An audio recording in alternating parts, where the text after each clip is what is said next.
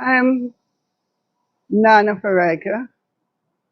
The time has come for the lioness to tell her story from her viewpoint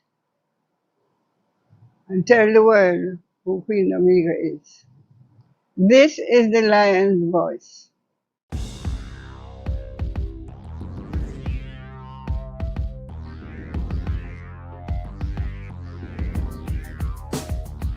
Well, lion voice, tell them that's the people first choice. Lion voice, make the lioness them feel nice. Lion voice, with the lion cubs we sacrifice. Lion voice, got to show the people them the life. Lion voice.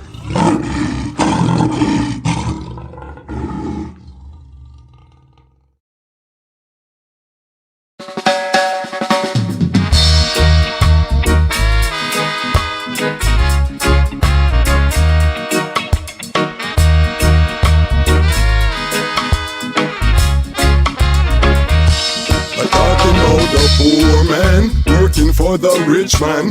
Rich man don't care about the poor. But look along the rich man own the poor man land. The poor say him can't take it no more. But look along the poor man working for the rich man.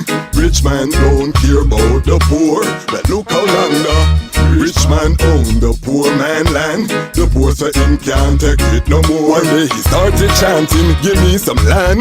Want get some land. Wanna build my own house, be my own man. Then give me some land.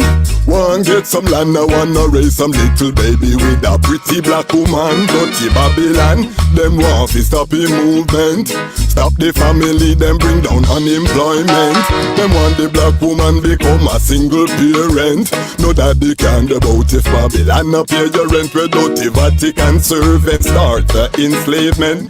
Buckingham get rich off of this slave shipment. Uncle Sam no want no reparation argument. Them just provide opportunities for prison sentence. Who profits from a whole community's imprisonment? This a big man up at top account him dollars and cents. What do you have to tell the people about Rastafari? Light to the world. King of kings and the conquering line of the tribe of Judah. And like himself, where's ruler?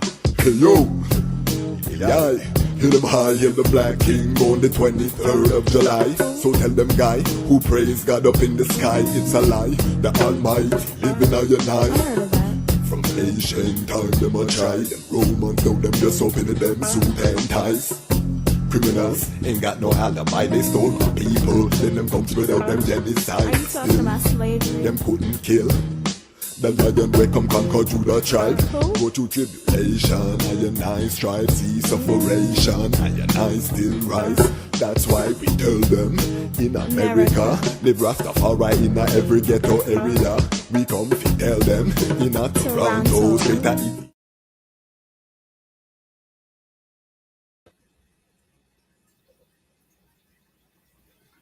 Greetings in that divine name of His Imperial Majesty, Emperor Haile Selassie I. Glory and honor in the name of His chosen Queen, Empress Waziri Menen. My name is Kwasi Bansu, aka the Chasmach Kwasi, aka Ras Kwasi, aka the Reading Ras, aka the Pan-African Happy Man.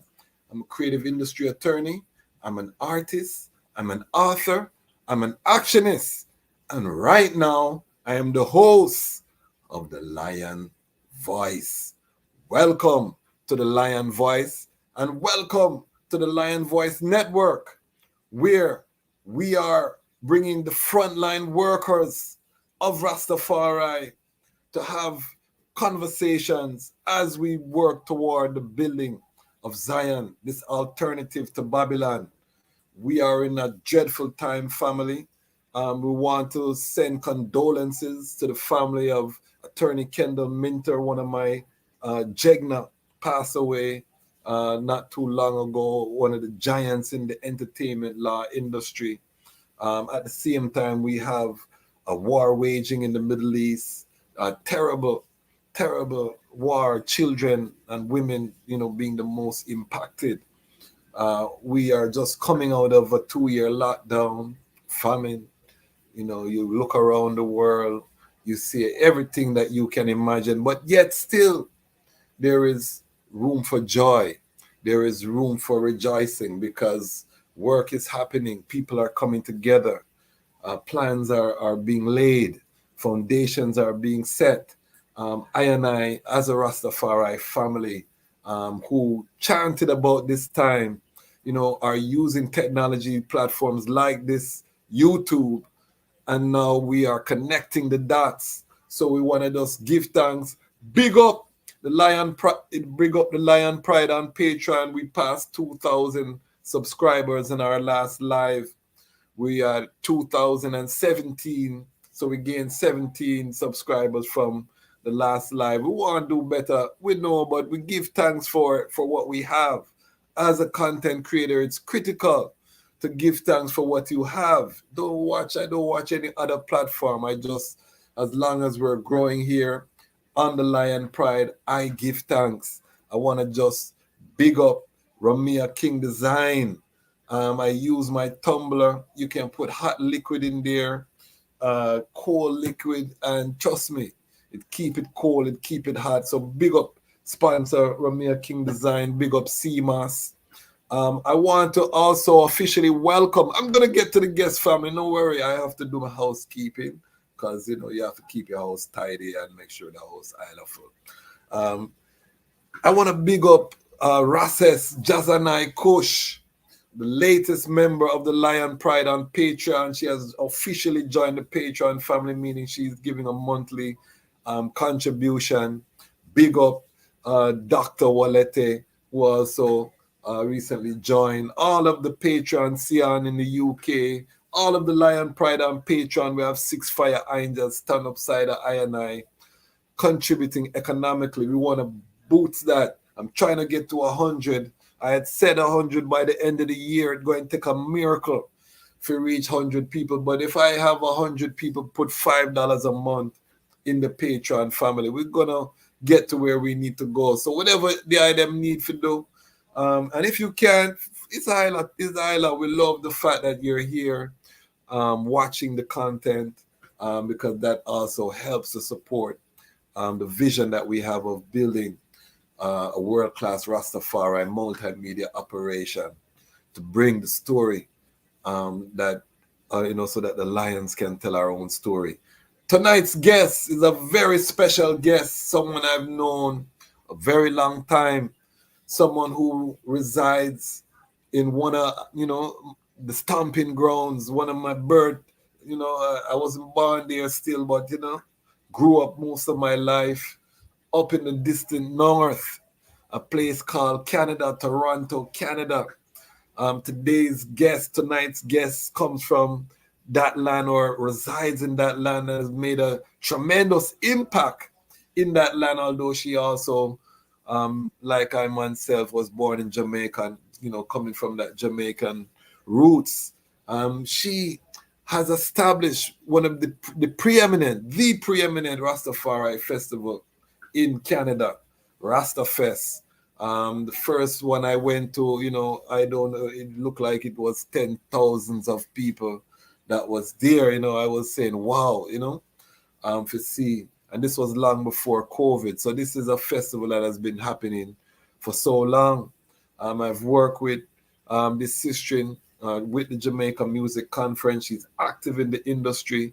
From that collaboration, she has started the Canadian Reggae Conference, building the reggae industry in Canada. She has done several productions. She does theater. One of the sisters that is in the creative industry that, a hail Farah, and I hold it from them time there. This guest also holds the distinction of organizing, conceptualizing, and bringing forward the first international Rastafari conference that would spark so many. This is a pioneer in the trad that I'm bringing. And like I said, I bring the front line ones to these platforms because we hear from the artists, we hear from the other people, but we don't get to hear the people who are really establishing the works that the history will be talking about. And I don't want we read about them in a history book. The lions and the lionesses have to tell their own story. That's what we're about here on the Lion's Voice. So, 5 of you here with I right now. Help I to welcome Sister Masani. Welcome. Give thanks, Rasquasi. It's a pleasure being here. And I must say, with that kind of introduction, it's like, wow. Give thanks for the introduction. Yes. Man. We have to let ones know the great things that they are doing, because oftentimes we get stuck on the mix up, and yes, people are flawed, and every society, every culture has that happening. We want to highlight some of the great things that our elders, our frontline workers, we want to encourage the next generation. They can come on a YouTube when they search, and this is a search engine, so remember, if they search Rastafari conference, this video will come up, and they can hear from the person who organized the first Rastafari conference, what's going on. So take us to your childhood. Where did it start? Where were you born? And then the journey into Rastafari. All right. Well, you know what? I was born in Kingston, Jamaica. And I remember as a child, my parents had a business in Jonestown. So I can remember as far back as 9 years old. 9 years old. But I know that I was born in Jonestown. My parents were born from St. Elizabeth. But as far as I can remember, at 9 years old, they had business, shop, grocery, everything. And then we moved from Jonestown to Almontown. Then I think my best years were at Almontown. I would say from maybe 10 to say maybe 14, because I went to Denhamton Secondary School. And from Denhamton, we went to Woolmer's. Okay. So, and then we left from Almonton, I went to Vineyardtown. I remember spending 1 year in Vineyardtown. So I remember being 15 years old at Vineyardtown, doing 1 year at Woolmer's, and then I left to Jamaica and came to Toronto at 16 years old. Okay. So you're talking a very, very long time. That would have been 1974. Because I left Jamaica in 1974 and came to Toronto. And 1 week after being in Toronto, I was downtown demonstrating with a placard in my hand at 16 years old. That was my introduction to racism in Canada. Okay. And how I end up demonstrating. A lot of people think that there is no racism in Canada. Yes, that's what they think. And how I end up being there. Remember now, 16 years old, fresh off the boat, as the saying would go, as Babylon would say. 1 week in Toronto, at 16 years old, I was demonstrating. You know why? A black youth was shot and killed by a white man. And the reason why, he said the first black person he sees, he was going to kill. He was frustrated from how the story goes. He was frustrated because I guess his girlfriend left him for a black guy or something like that. Yeah. And he was so angry with black people, he said the first black person I see, I'm going to kill.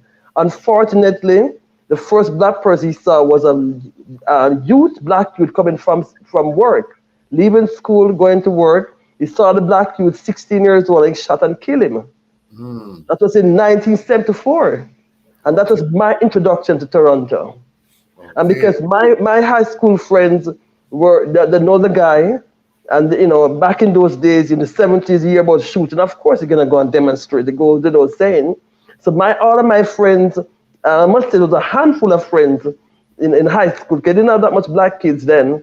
I went to Stephen Leacock in Scarborough. I know you're a Scarborough, but I went to school in Scarborough, and there we were, a handful of us, we were going to demonstrate. And that was and since that first demonstration, I've been demonstrating in Toronto for every single sort where black people have been killed. And even after that, police were just killing black people like flies. Wow. And then I got involved right away in the black community in terms of what was happening then. So were you Rastafari at 16, or were you? No, I was a Rasta youth, but without locks. And I tell you what, when I was 12 years old, I never forget that. I was my first encounter with Rastafari, I was 12 years old in Jamaica. And when I was living in Almantown, for 3 years, I used to walk from Almantown to Denhamtown. I walked from Almantown to Denhamtown to go to school for 3 years through race course.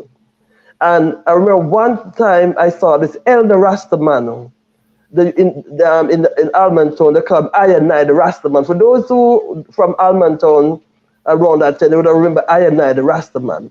Iron Knight, the Rastaman was this Rastaman with locks long to the ground. And he had his 2 daughters that he was taking to school. And when at 12 now, remember I was 12, and when I saw this elder Rastaman, I said, I wish that was my father. And when I grew up, I would love to be a Rastafari. That's how I saw this elder Rastaman taking care of his 2 little girls, taking them to school every morning. My desire was to be a Rastafari person, knowing, just looking at and admiring him. And that was at 12. And that desire kept me going throughout the years. And then when I left Jamaica and came to Toronto at 16, I always remember I and I, the Rastaman. Then I started Loxing at 19 years old. And then when I left high school, I went to college. For 3 years, I was considered odd. Remember, you're talking 19 years old, because that time I had lots with, big head wrap, long skirt, but I was, I was looking odd to my classmates. They thought I was bald because my head was always covered, right? Okay. And remember, no, you're talking from 1977 to 1980. It's not like now where, locks is very much covered. You're not used to locks at all. No, absolutely not. We have to hide it. We have to hide our locks. So for that 3 years in college, from 19 years old to 20 to 21 years old, 22 years old, I had to have my head covered, but my classmates thought I was bald. And I went through a lot of discrimination because I was doing journalism. In my second year of journalism, the white coordinator said to me, "Oh, blacks don't graduate from journalism here." I remember going home and telling my mom, said, "Mom, my teacher said I'm not going to graduate because I'm black." And my mom, being a Christian person, "Oh, let's pray." I said, "Mom, prayer not going to help me. It's hard work." And I remember for that 3 years, I worked extra hard to prove him that I'm going to graduate as a journalist. So when I graduated in 1980 as a journalist, I had my locks, fire rasta, person, taking on, looking to take the place by storm. But then before that, though, there were other things were happening before 1980. Because in 1975, Bob Marley came to Toronto. Okay. And 3 days, 1975, Bob Marley came to Toronto.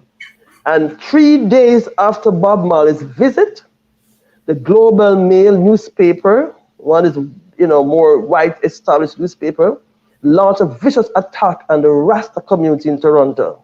Okay. For 1 whole week, they said Rastas were time bombed, they're going to explode. Rastas were criminal. We were the terrorists. They talk about terrorists. We were the terrorists. Wow. Rastas were terrorists. We were criminals. They're going to, the time bomb going to export. What was happening though was New York. So they were importing information from New York to Toronto. So back then, the 70s, remember we're talking the 70s here, you did have people with locks in New York doing things. You did have people in Toronto with locks doing criminal things. Those things were happening at the same time. So you had the consciousness. That was the early part of the shower posse and all of those things that were happening. The 80s, of course, famously was the crack era. They were, wearing locks and carrying all types of criminality. So continue. Yes, so you're totally correct. So it all ties in between what was happening in Jamaica, New York, and Toronto. And I'm sure it was probably happening in England too, but I'm not quite familiar with the England story, but I know about Jamaica, New York, and Toronto. So with people having locks and committing criminal activities, of course, they're gonna say, well, all Rastas are like that. So we went through a lot of, things. And after that Bob Marley concert, had brethren who, police would just grab them and tear out their locks, beat them up, put them in prison, all sort of thing. But then the organization, I have to give a lot of credit to the Ethiopian Orthodox Church, because back then the only established, let's say, organ in Toronto in terms of Rastafari was the Ethiopian Orthodox Church. Okay. That was the only place where the handful of Rastas could gather and feel safe. Because the Orthodox Church has been around in Toronto since 1972. Okay. So you have a lot of Rasta brethren, and even the Orthodox Church in Toronto is the only Orthodox church started by Rasta people. A lot of people don't even know that, eh? But I didn't know. Yes. The Ethiopian Orthodox Church was started by Rasta people in Toronto. Okay. Out of that Orthodox church in Toronto came many Orthodox church right now in Toronto that were by Ethiopians. Yes. But still the only English-speaking Orthodox church started by Rasta people. Okay. And I was a part of that because I got baptized in the Orthodox church in 1977. And even when I got baptized in 1977, there was Rastas way before me. From 1972 to 1977, for that 5-year span, there were Rasta people there when I went in 1977. So why I'm telling you all this, because going back to the Bob Marley visit in 1975, yes, and then also the media attack and the Rasta people, they also attacked the church as well. So what year was it? You say you were 19. What year was that on the timeline? Just to keep the timeline cohesive. What year was that in the 70s when you turned 19? Okay, so that would have been 1977. Okay, 1977. That's when you put on your locks. Yes, 1977. Okay. Yes. Okay, that's also the year I was born. Give you some context. I was born with the 27 clash. So, yes. So the put on your locks, baptized in the Orthodox church. How many other Rastafari sisters were there at that time, or was it because we know that even in Jamaica there weren't plenty?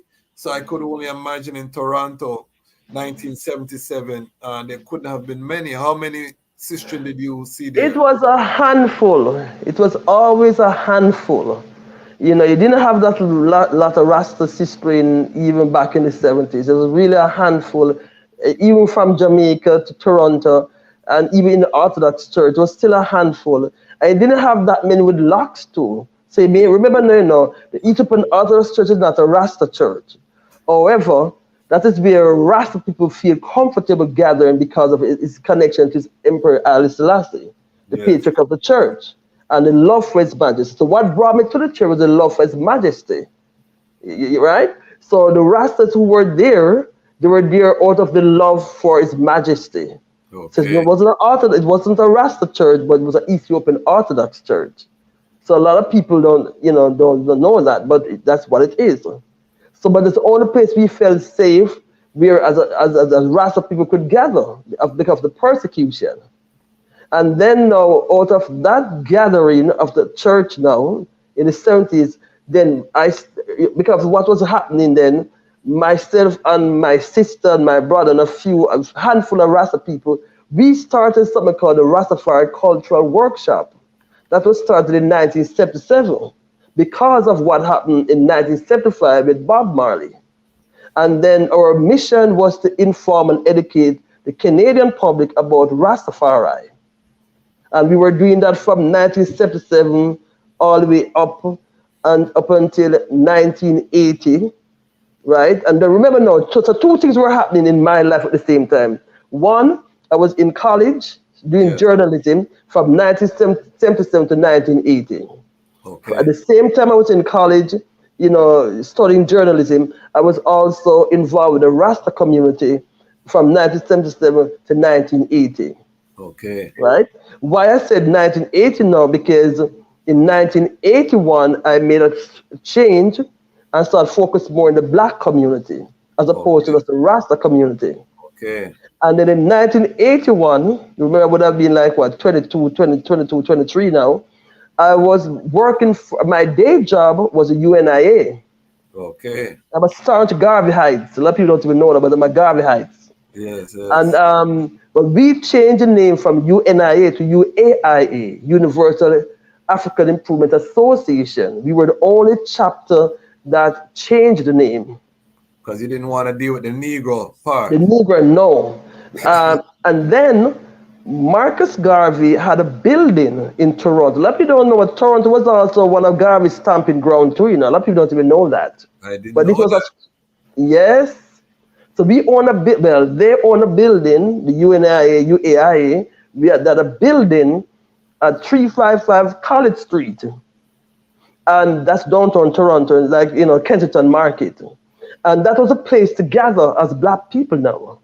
So we had a church together as Rasta people, and then we have the UNIA building together as Black people. Okay. That's what happened in 1981. And then being a staunch Garvey Heights, and then, as I said, my day job from 1982 to 84 was my day job working for the organization. Okay. So now I graduated from college. I'm a Yeah. journalist. I started Masani production because I figured nobody was going to employ a Rasta journalist. So I said, I'm going to hire myself. So that's how Masani production was created in Wow. 1980. Okay. Wow. Cause I figured nobody was going to hire me as a Rasta journalist because locks, head wrap. This is not what people want to see on their television. So Yes. Masani production was created out of my journalism program in 1980. So Masana Production is 43 years old. Wow. Wow. Wow. This is a serious history. We give thanks for the pioneering. We have Carol Waters who says she loved the origin story. True similar story I share. Once you see righteousness, you are attracted instantly. So big up yourself, Carol Waters. We have Empress Jeannie tuning in from California. Love the Empress origin story. True once see righteousness, hard to turn away. And big up Empress Jeannie. She was featured in the first episode of Lion Love, our latest program. I started a program, Sister Masani. We're looking at relationships within the Rastafari and Pan-African community because we can talk about building all we want, but if our family structure is not together, we are wasting our time because we're not going to have anything sustainable. So big up yourself, Empress Jeannie. We have Jug Lights and Blessed Love. Give thanks for such history. We're just getting started, family. Big up Sister Esther. She said, blessings, Masani. So the family checking in. If you have any questions, put them in the chat, comment. We'll get to them as we go along. This is the Lion Voice, Lion Talk Live. This is our show. We're live here on YouTube. So just big up all of the Lion Pride tuning in, all of the people who will watch this on the replay. Hundreds of people will watch on the replay, but we give thanks for those who come into the live and make it such a communal experience. So let us continue. I want to really talk about this journey because I'm visioning this young Jamaican young lady in a Toronto that is not even as diverse as it is today, a racially charged environment. I'm visualizing you as a Black Power advocate. What makes you shift and say, you know what, I remember the Rastafari man, but I'm going to cleave on to Haile Selassie and Empress Menen. It's so peculiar to the outside world. What about Haile Selassie really attracted the eye, or was it even about Haile Selassie in the beginning? Well, I will always have to think about I and I, the Rasta man, at 12 years old. Okay. The elegance, the royalty that he carried himself as this elder Rasta man. Remember, you're talking through the eyes of a 12-year-old child, right? So for a 12-year-old child to see this elder person look walking so royally, taking care of his daughter, that was my love. My love for Rastafari started from there, and then from there on it was my love for His Majesty, and that's what brought me to the church. So the love I have for His Majesty and Empress Menen brought me to the church. But back then, remember now, we weren't talking about Empress Menen back then. We were just talking about Emperor Haile Selassie. It's just recently, maybe the last 10 years, 20 years or so, I'm not sure, that Empress Menen came for. I mean, where people started talking about Empress Menen, and I've even seen. I've been in WhatsApp group and see even Rasta brethren even licking out at the fact that why we even talking about Empress Men the same light of as Empress Haile Selassie. You see what I'm saying? So Ryan mentioned that to show what was happening back in the early days as women in the Rastafari struggle. It wasn't an easy struggle. It was hard, extremely hard, and in a sense where when we started doing the Rasta conference, I want to continue that because in 1981, when I was still working for UNIA, I went to Detroit to a UNIA convention. Yes. It was at that convention, we're leaving from Detroit, returning to Toronto. As a young girl, 22 years old, I have the vision to say, I said, wow, wouldn't it be nice to have Rasta people gathering all over the world under one umbrella, coming together and to discuss and reason amongst ourselves as people. Like what I saw in Detroit, I envisioned that for Rasta people. Yes. So it was a beautiful sight to see all the Garveyhites in Detroit just gathering together and coming and just, working together as one. So when I saw that in Detroit with all those Garveyhites, I said, that was beautiful for Rasta people. That was in 9. And so when I returned to Toronto now, I started telling, one and two Rasta people, I said, you know what? We need to start doing something like this. That's how the first International Rastafari Conference came about in 1982. But it was an easy struggle because the Canadian government, immigration, the media, they wanted to stop everybody from coming inside Canada. And how we heard about that, it was, officers, black police officers who were very supportive of the black community, let us know what was happening. So we had to actually organize a press conference with Dudley Laws, Charles Roach, and Ras Zola. Zola and I was the one who coordinated the first international conference. Ras Zola from the African Food Basket. We had a press conference, and we brought it out to the public. I said, look at this. We are doing our first international Rasta conference, and the immigration and police and they trying to stop us.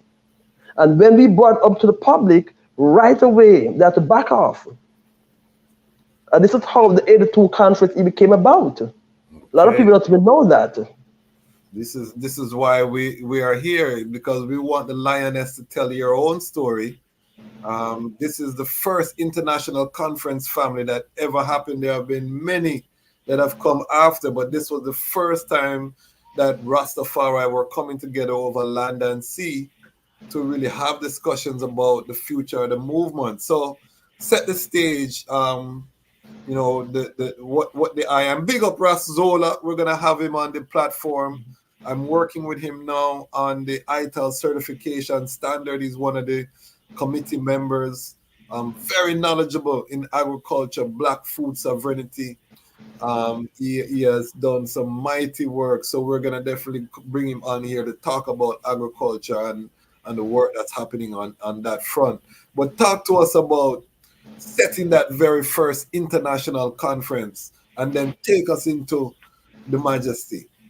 All right. So after we had the press conference, and the media, immigration, and police had to back off.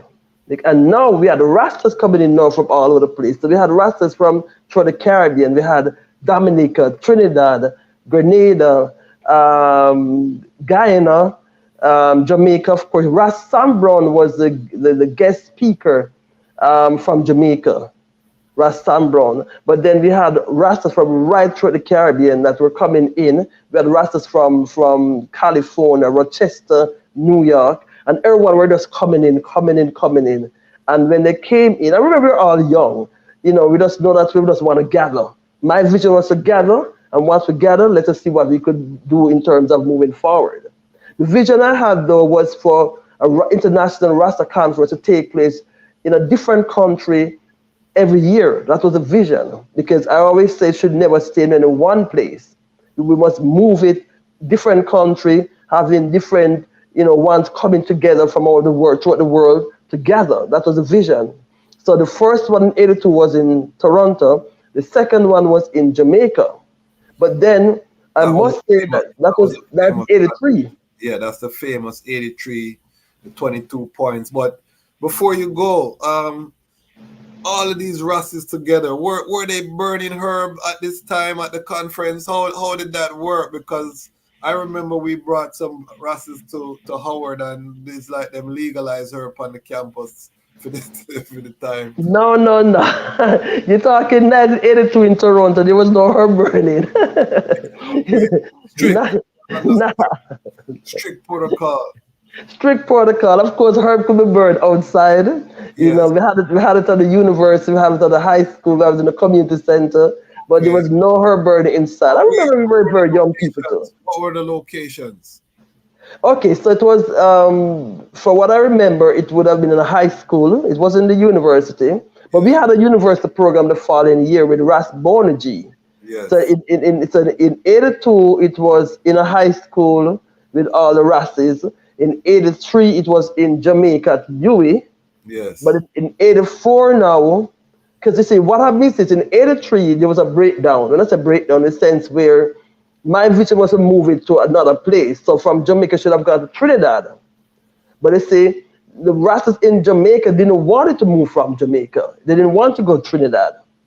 Said, no, it's got to stay in Jamaica and so forth. So there was a whole lot of internal things happening in Jamaica. And then when I saw what was happening in Jamaica now, the vision that I had now wasn't happening in Jamaica. And remember now, you got to understand that I was about 25 years old at the time, young Rasta girl. So it's like I had 3 strikes against me. The one strike was that I was young, 25 years old. My second strike, I was a female. My third strike, I was considered a foreigner because in their mind, I was a Canadian. Yes, yes, yes. So as a foreign Rasta girl, what you think she want to do? Come organize big Rasta people. That was a concept. Yes. But then when I told them, so listen, Mama, born and bred a Jamaican. When I started talking about my Jamaican roots, so that's when now it's all right, Jamaica, we can deal with that. You know what I'm saying? Throw like a pot up on them. You had to throw like a That was pot. throw some pot upon pot. But then after also mention Nana now. Yes.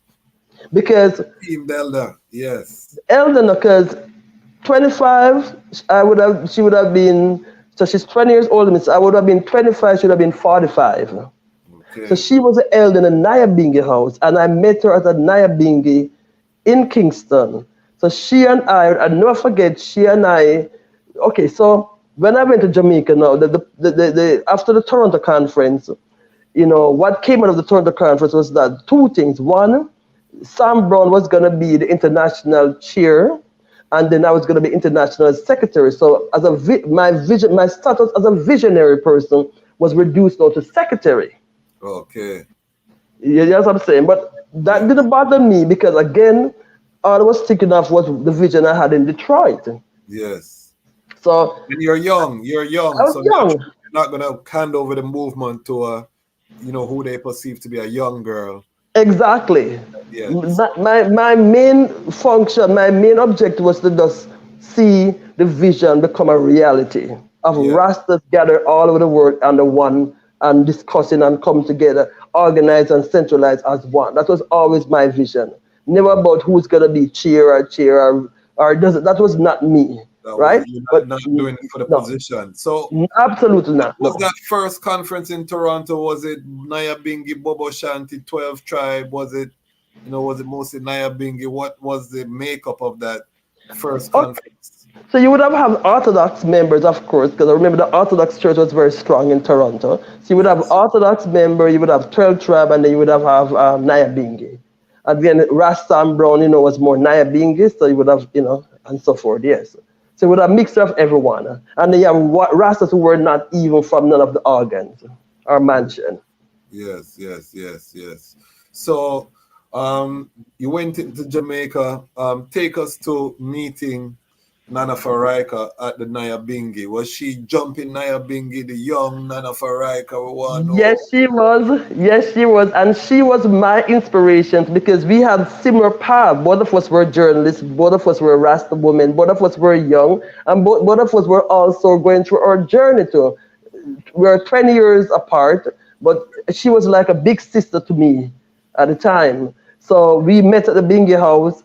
And I remember she and I actually, okay, before I met None of America though, who I met, who helped organize the camp was a Ras historian and the Rastas at Church Street. And that's another thing too I find that a lot of people do not know the amount of work that Ras historian have done.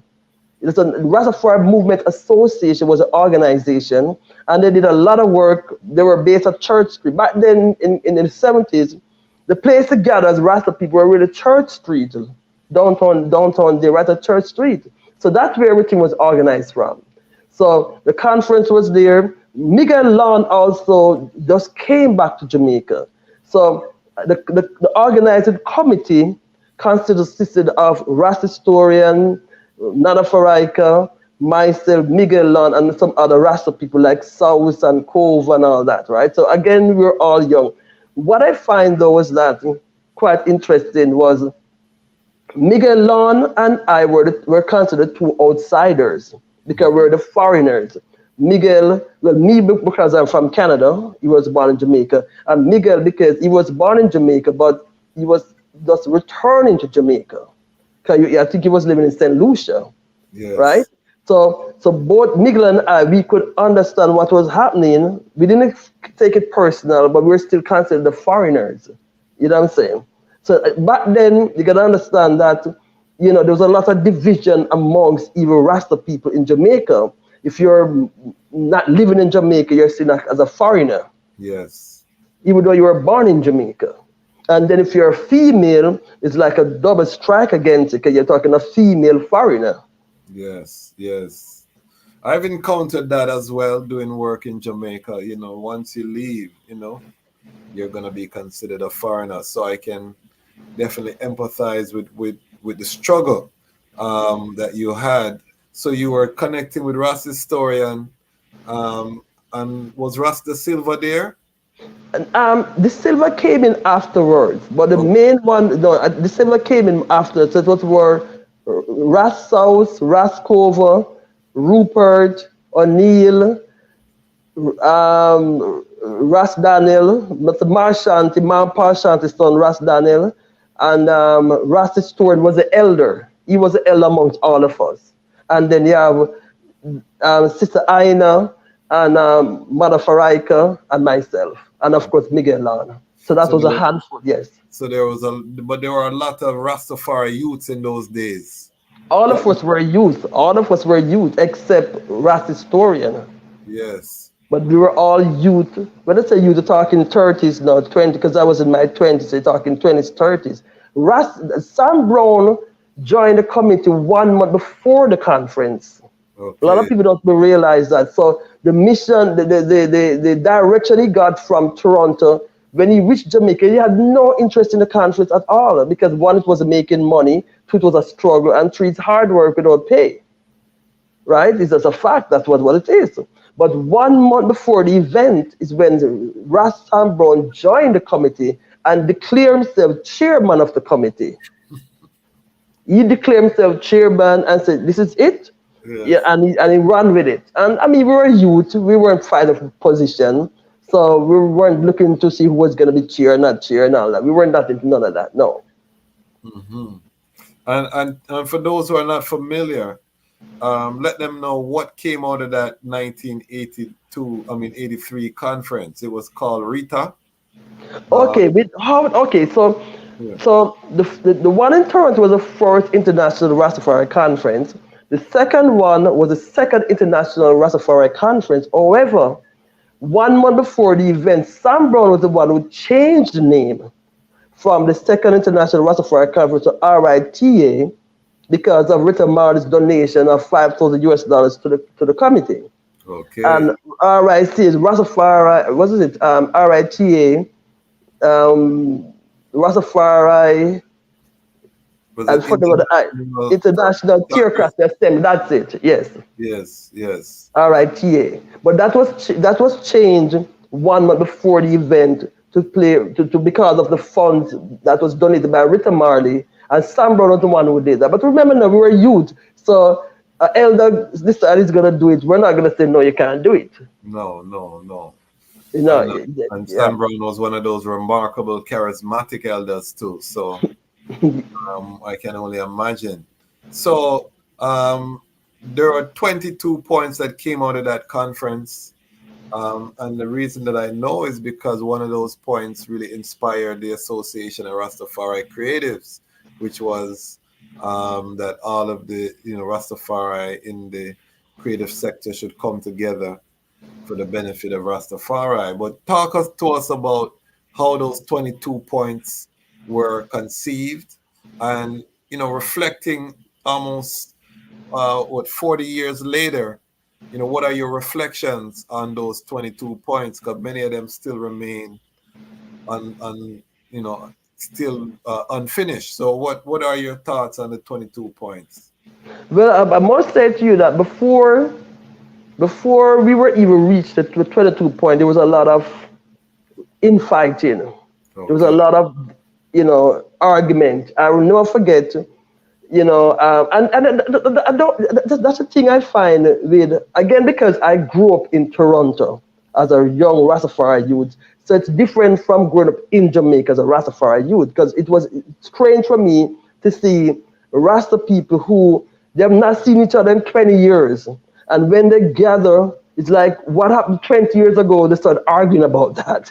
I couldn't, it's like, it would seem to happen like yesterday. So Yes, there was yes. a lot of argument, fussing, fighting, and things like that happened 20 years ago. And before the gathering happened, though, I remember that my job was to go to the various houses. So Nafarek and I, we went to the 12 tribe to invite them in. And don't forget, Nana Faraka and I was on the veranda. Gadman said, nope, not interested. Our house is not in order. We have no interest in that gathering.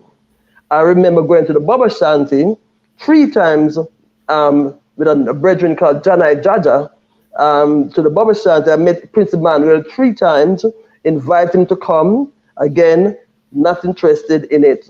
I remember going to the Nyabingi house with a group of Rasta brethren from Montague Bay. Because back then, you have a lot of Rastas in Montague Bay. I'm very close to the Montague Bay Rastas. So a whole van load of us went from Montague Bay to the Nyabingi house, and then they introduced me, Bonga Time introduced me, and said, okay, fine, this is a sister in organizing the conference.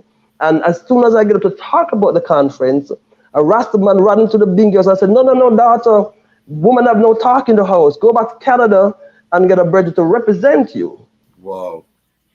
So that was what was happening in 1983, before the conference. So what I'm saying is that before we talk about the 22 points, it was a long journey to even reach that stage. Because it was a rocky road. It almost didn't happen. Yes, it did happen. And then with all the struggles and things, all I was thinking about was a vision that I had in Detroit in 1981. Because I wanted to just say, forget this, I'm gone.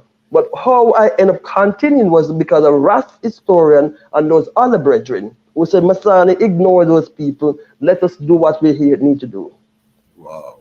And then now, after the infighting and arguing, struggle and all that, then once came together and said, okay, fine, at least there's something should come out of this gathering. And that's how the 22 points came about. So it wasn't an easy road to reach that stage. It was really a rocky road. And I have to give a lot of credit to Nana Faraika and Miguel Lon and Rasta Storm, because they're the ones who were saying, no, something got to happen. We got to get this out. You know what I'm saying? And that's how those points came about. But Yeah. then I remember reasoning with, I think it was Shango Baku from Mm-hmm. Rastafari SP, wanted to have the conference in Trinidad in 1984. Can remember the vision is to move it to a different country. But Jamaica, being how it is, it's like, no, we are the roots. Everything start here, everything end here, nothing move from here. That was the talk. And that's the reason why the conference didn't move to Trinidad in 1984. Yes. And when Yeah. I saw what happened, I said, okay, you know what? I'm going to just leave Jamaica and come back to Toronto, where at least I have some kind of, say, resources.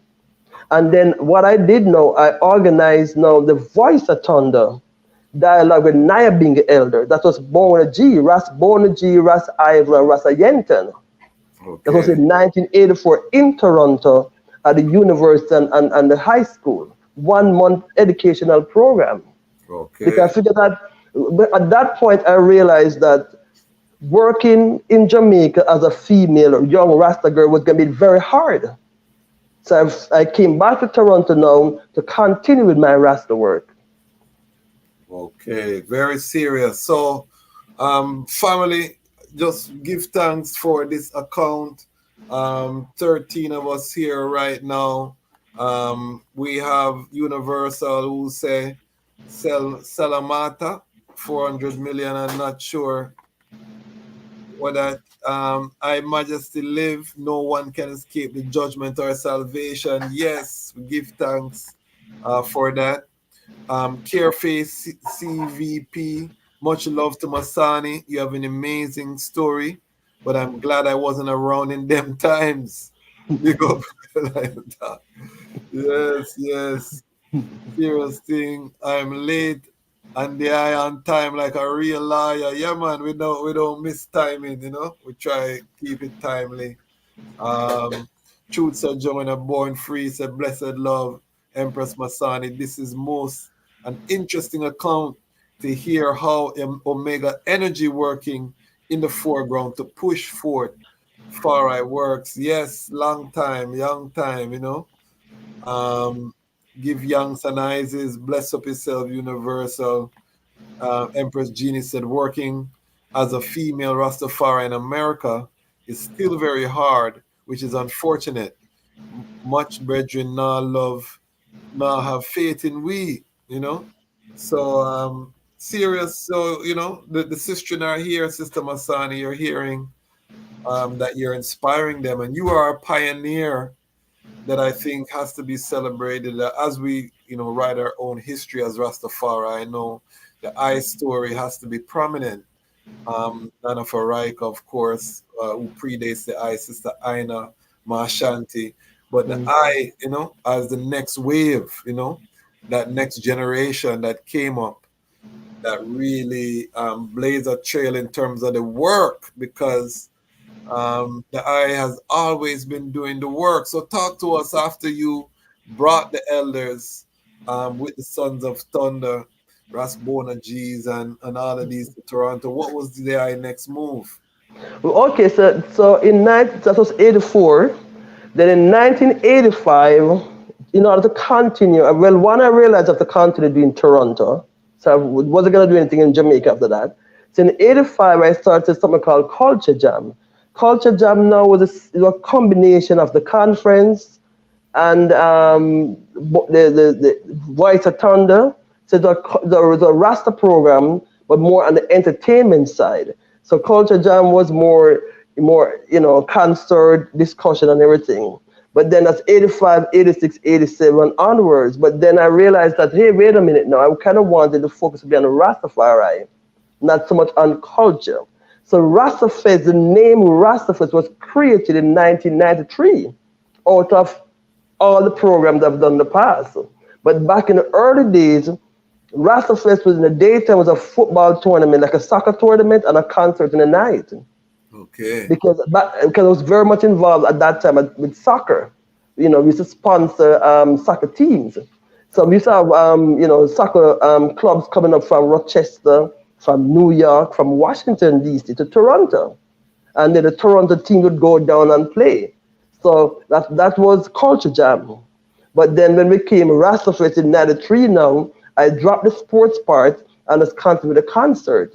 The first, and then the vision I had was really about, a roots and culture festival where one could still gather and, experience Rastafari on a different level. Maybe not necessarily sitting down and discussing things, but more, on the cultural vibes in terms of entertainment. So Rastafari created in '93. The first artist I brought was Ras Mike and the Sons of Negus. Wow. Again, thinking of I and I, the Rasta man, when I was 12 years old, and also thinking of the Rasta conference and all the other Rasta programs I was doing. To me, Ras Mike and the Sons of Negus was a perfect example of all the things I've done in the past. And so you're talking Naya Bingi, you're talking entertainment, you're talking roots and culture. So how was he received in Toronto in '93? Because that's after his heyday. Oh, it was fantastic. It was a 1 week Rastafari program. It was fantastic. It was well received. Remember now, the Rasta community in Toronto was very vibrant then, because a lot of people don't even know this, but in the 70s, you know who used to live here? Who? Johnny Osborne used to live here. Leroy Stibbles used to live here. Carlin Davis used to live here. Ernest Smith used to live here. Willie Williams still live here. Okay. So a lot of reggae artists were living here and having the reggae scene was vibrant in Toronto. Wow. A lot of people have to understand that Toronto, New York, and Miami are the 3 spots for Jamaican diaspora. When you talk about the Jamaican diaspora, you're really talking about Toronto, New York City, and South Florida. These are the areas where it's packed with Jamaicans. And even Babs Grange. Babs Grange used to live in Toronto. I found that out. Babs Grange, a lot of people don't even know this, but Babs Grange did a lot of work in the reggae scene in Toronto before she was doing what she's doing in Jamaica. So what she's doing in Jamaica, she used to do it in Toronto. Yes. And more. A lot of people don't know that. That was a connection between Babs Grange and Toronto. So what I'm saying, the reggae community was vibrant, the Rasta community was vibrant in the 70s. More vibrant than even now. Wow. So when we had Rastafari in '93, of course it was going to be good, Ras Michael. In '94 we had Brigadier Jerry. In '95 we have Ilawi. So we always want to keep the roots and culture like that. So Rastafari is always having roots and culture artists. So when people see Rastafari, they don't realize that they're talking a long history from 1975.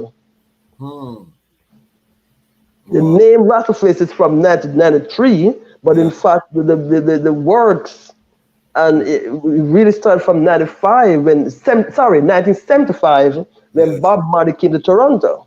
Wow. I heard about that because my parents took my brother to that concert, and I hear that was a legendary concert in Toronto, Bob Marley. The impact that it had on Toronto.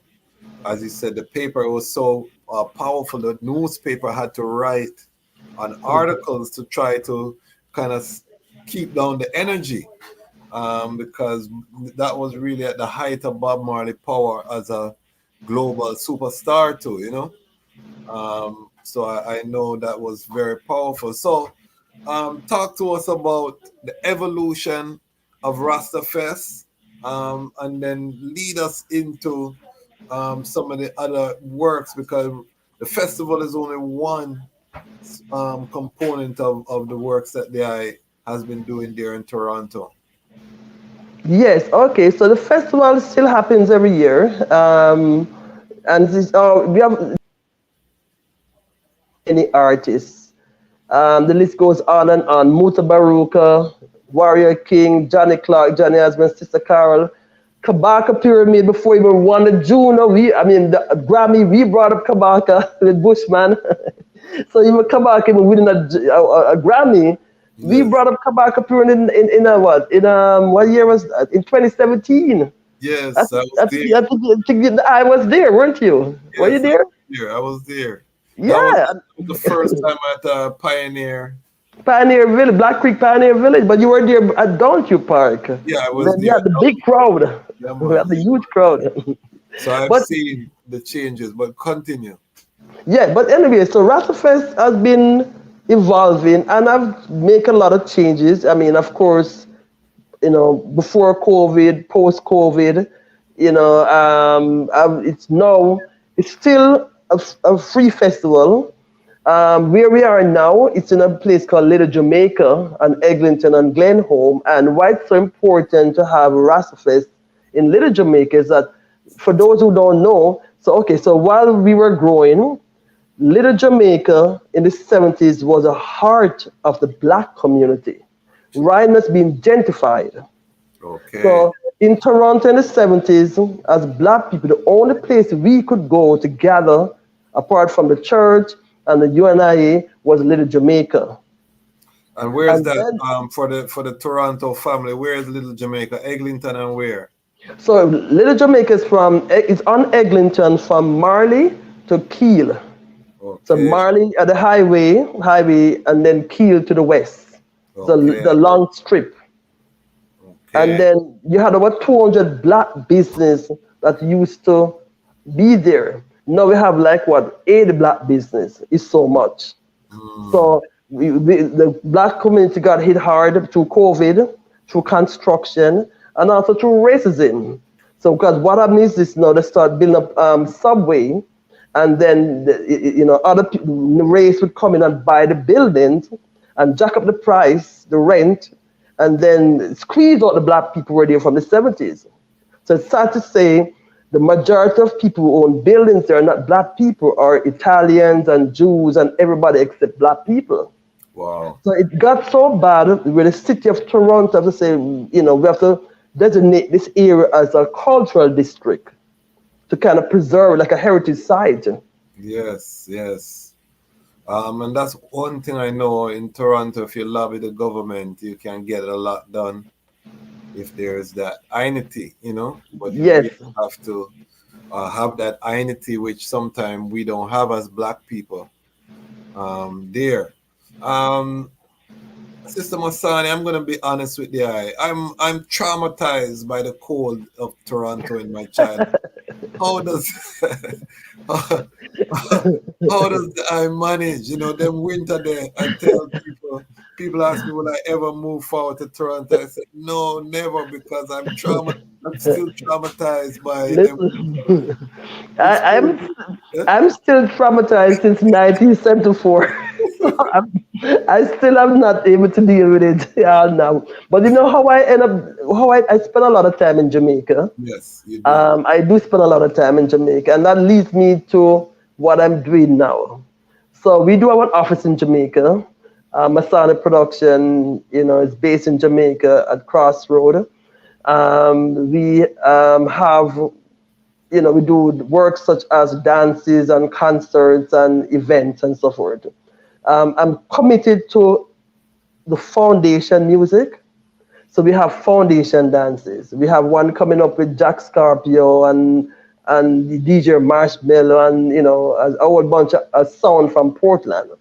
Why Okay. I'm mentioning this to you is that because part of Masani production mission is to preserve the culture from the 70s, the founding, like what I grew up with. So we have Studio M in the heart of Little Jamaica in Toronto. We also have Studio M in Toronto in Jamaica. Which Studio M is an audio video production and recording studio. So we're producing music now. So Okay. I talk about the promotion and the marketing and the festivals Yes. and all that. We're also producing, but we're Okay. more producing foundation music. I Okay. want to play music that I can dance to. I want to Yes. play music. And earlier before the interview, you and I were talking about having foundation dances and having young people see what's like to dance in a foundation. And I think that's a good idea because check this out. They have never seen these young people, a Rasta man, or not a Rasta man, they have never seen a man and a woman go into a dance and dancing together. Yes. We take that for granted. We take We it for grew up with that granted. way. Exactly, exactly. I was saying earlier, family, that and I've been saying this to promoters because I talk to promoters. I say that to preserve roots music because Nightlife is about male-female interaction that drives nightlife. Yes, older people like ourselves will go out, but we're not the ones that are, every weekend out at the dance. You know what I mean? So to keep that together, it's a place where young people meet each other. You have to model, because right now, what they do, the young people, according to my research, and young people, you can bonify in the comments if I'm wrong. Right now, is they're on their phone, they're smoking hookah, they're not dancing together. They're not, that bubbling when we come up or rent a tile, you know and you and your girl, or the girl that you like, you have a crush on her, and you just hold a bubble in, and you're wine all night. Them things that don't happen. And I think that a promoter who is enterprising, you have to hire some actor and some actress or some dancers for go do that in the dance and film it as content, and you have to show the young people, because if you don't do that, the young people are not gonna do it spontaneously. So you really have to, create the situation where they can see it and then film it, so that you can put it out there, for the people. Because once they see that, okay, this is a man-woman thing, it's gonna make the music more interesting. Just like when we were young, we used to wait on the slow jams. You don't have no slow jam again. Dance. Well, for those who are in Jamaica, and for those who are listening and who are in Jamaica, on December 17th, we are doing a foundation dance at 56C Crossroad, right in the middle of Crossroad, behind the Crossroad, market. Yes. We're going to be doing a foundation dance featuring Jack Scorpio, and a whole bunch of sound. You know what I'm saying? We have two sounds: Friends Connection, Full Force, Jack Scorpio, DJ Marshmallow. We play Black Talent, and then Supreme from Toronto. We have 4 sound playing music December 17th. Jayut birthday bash. Jayut is a Rasta brethren interested from Toronto, who was he was in Toronto in the 70s. As a matter of fact, he was one of the founding members of the Ethiopian Orthodox Church. Okay. He's a Nyabingi man still, but he was one of the founding members of the Ethiopian Orthodox Church from Toronto from the 70s. Okay. So you saw a lot of Torontonians to be at the dance because of him and because of me, because we decided we want to do this and we want to have a good time. We're gonna and that night I expect to see man and woman dancing. Well, I've make sure you have a film crew to film it, and the post promotion, as you know, is just as important. Well, we're live streaming the dance on Rastafest.tv, because we have a weekly TV show called Rastafest.tv. Yes, talk about, there's so much works that the eye have happening on Lion Pride. As you watch this, whether you're watching it live or you watch it on the replay, which I know hundreds of people will watch on the replay, make sure we support this Rastafari pioneer. All of the works that she's saying, if you're in Jamaica, go to the dance, attend the dance. Let's preserve that part there. And talk to us about the television program that they have. Yes, okay. So the festival is once a year. However, we do events throughout the year. We do a lot of events a lot of people don't even realize it, but we do a lot of events throughout the year. So in March we do Sister Fest. So that's like we had the Rasta Fest that I created in 1993. In 1996 I created Sister Fest. The reason why I created Sister Fest because I find that you didn't have a lot of female in the music industry. So I wanted more female to come forward. So I wanted to give them their own platform. So we have Sister Fest usually around March, International Women's Day. And in the past, we have worked with artists like Sister Carol, and a lot of, prominent female artists that, we want to showcase, right? So that's in March. We also do a Black History Month event in February. Then I think in August is when we do Rasta Fest. Then November now we do the Canadian Reggae Music Conference. And as you rightly said earlier, that came out of the Jamaica Music Conference, of the conference that we were doing in Jamaica, where we were carrying a lot of Canadian artists to the conference for the last 6 years that you did a conference in Jamaica. We brought on Canadian artists because you see, again, I was always looking how I can promote Canadian artists.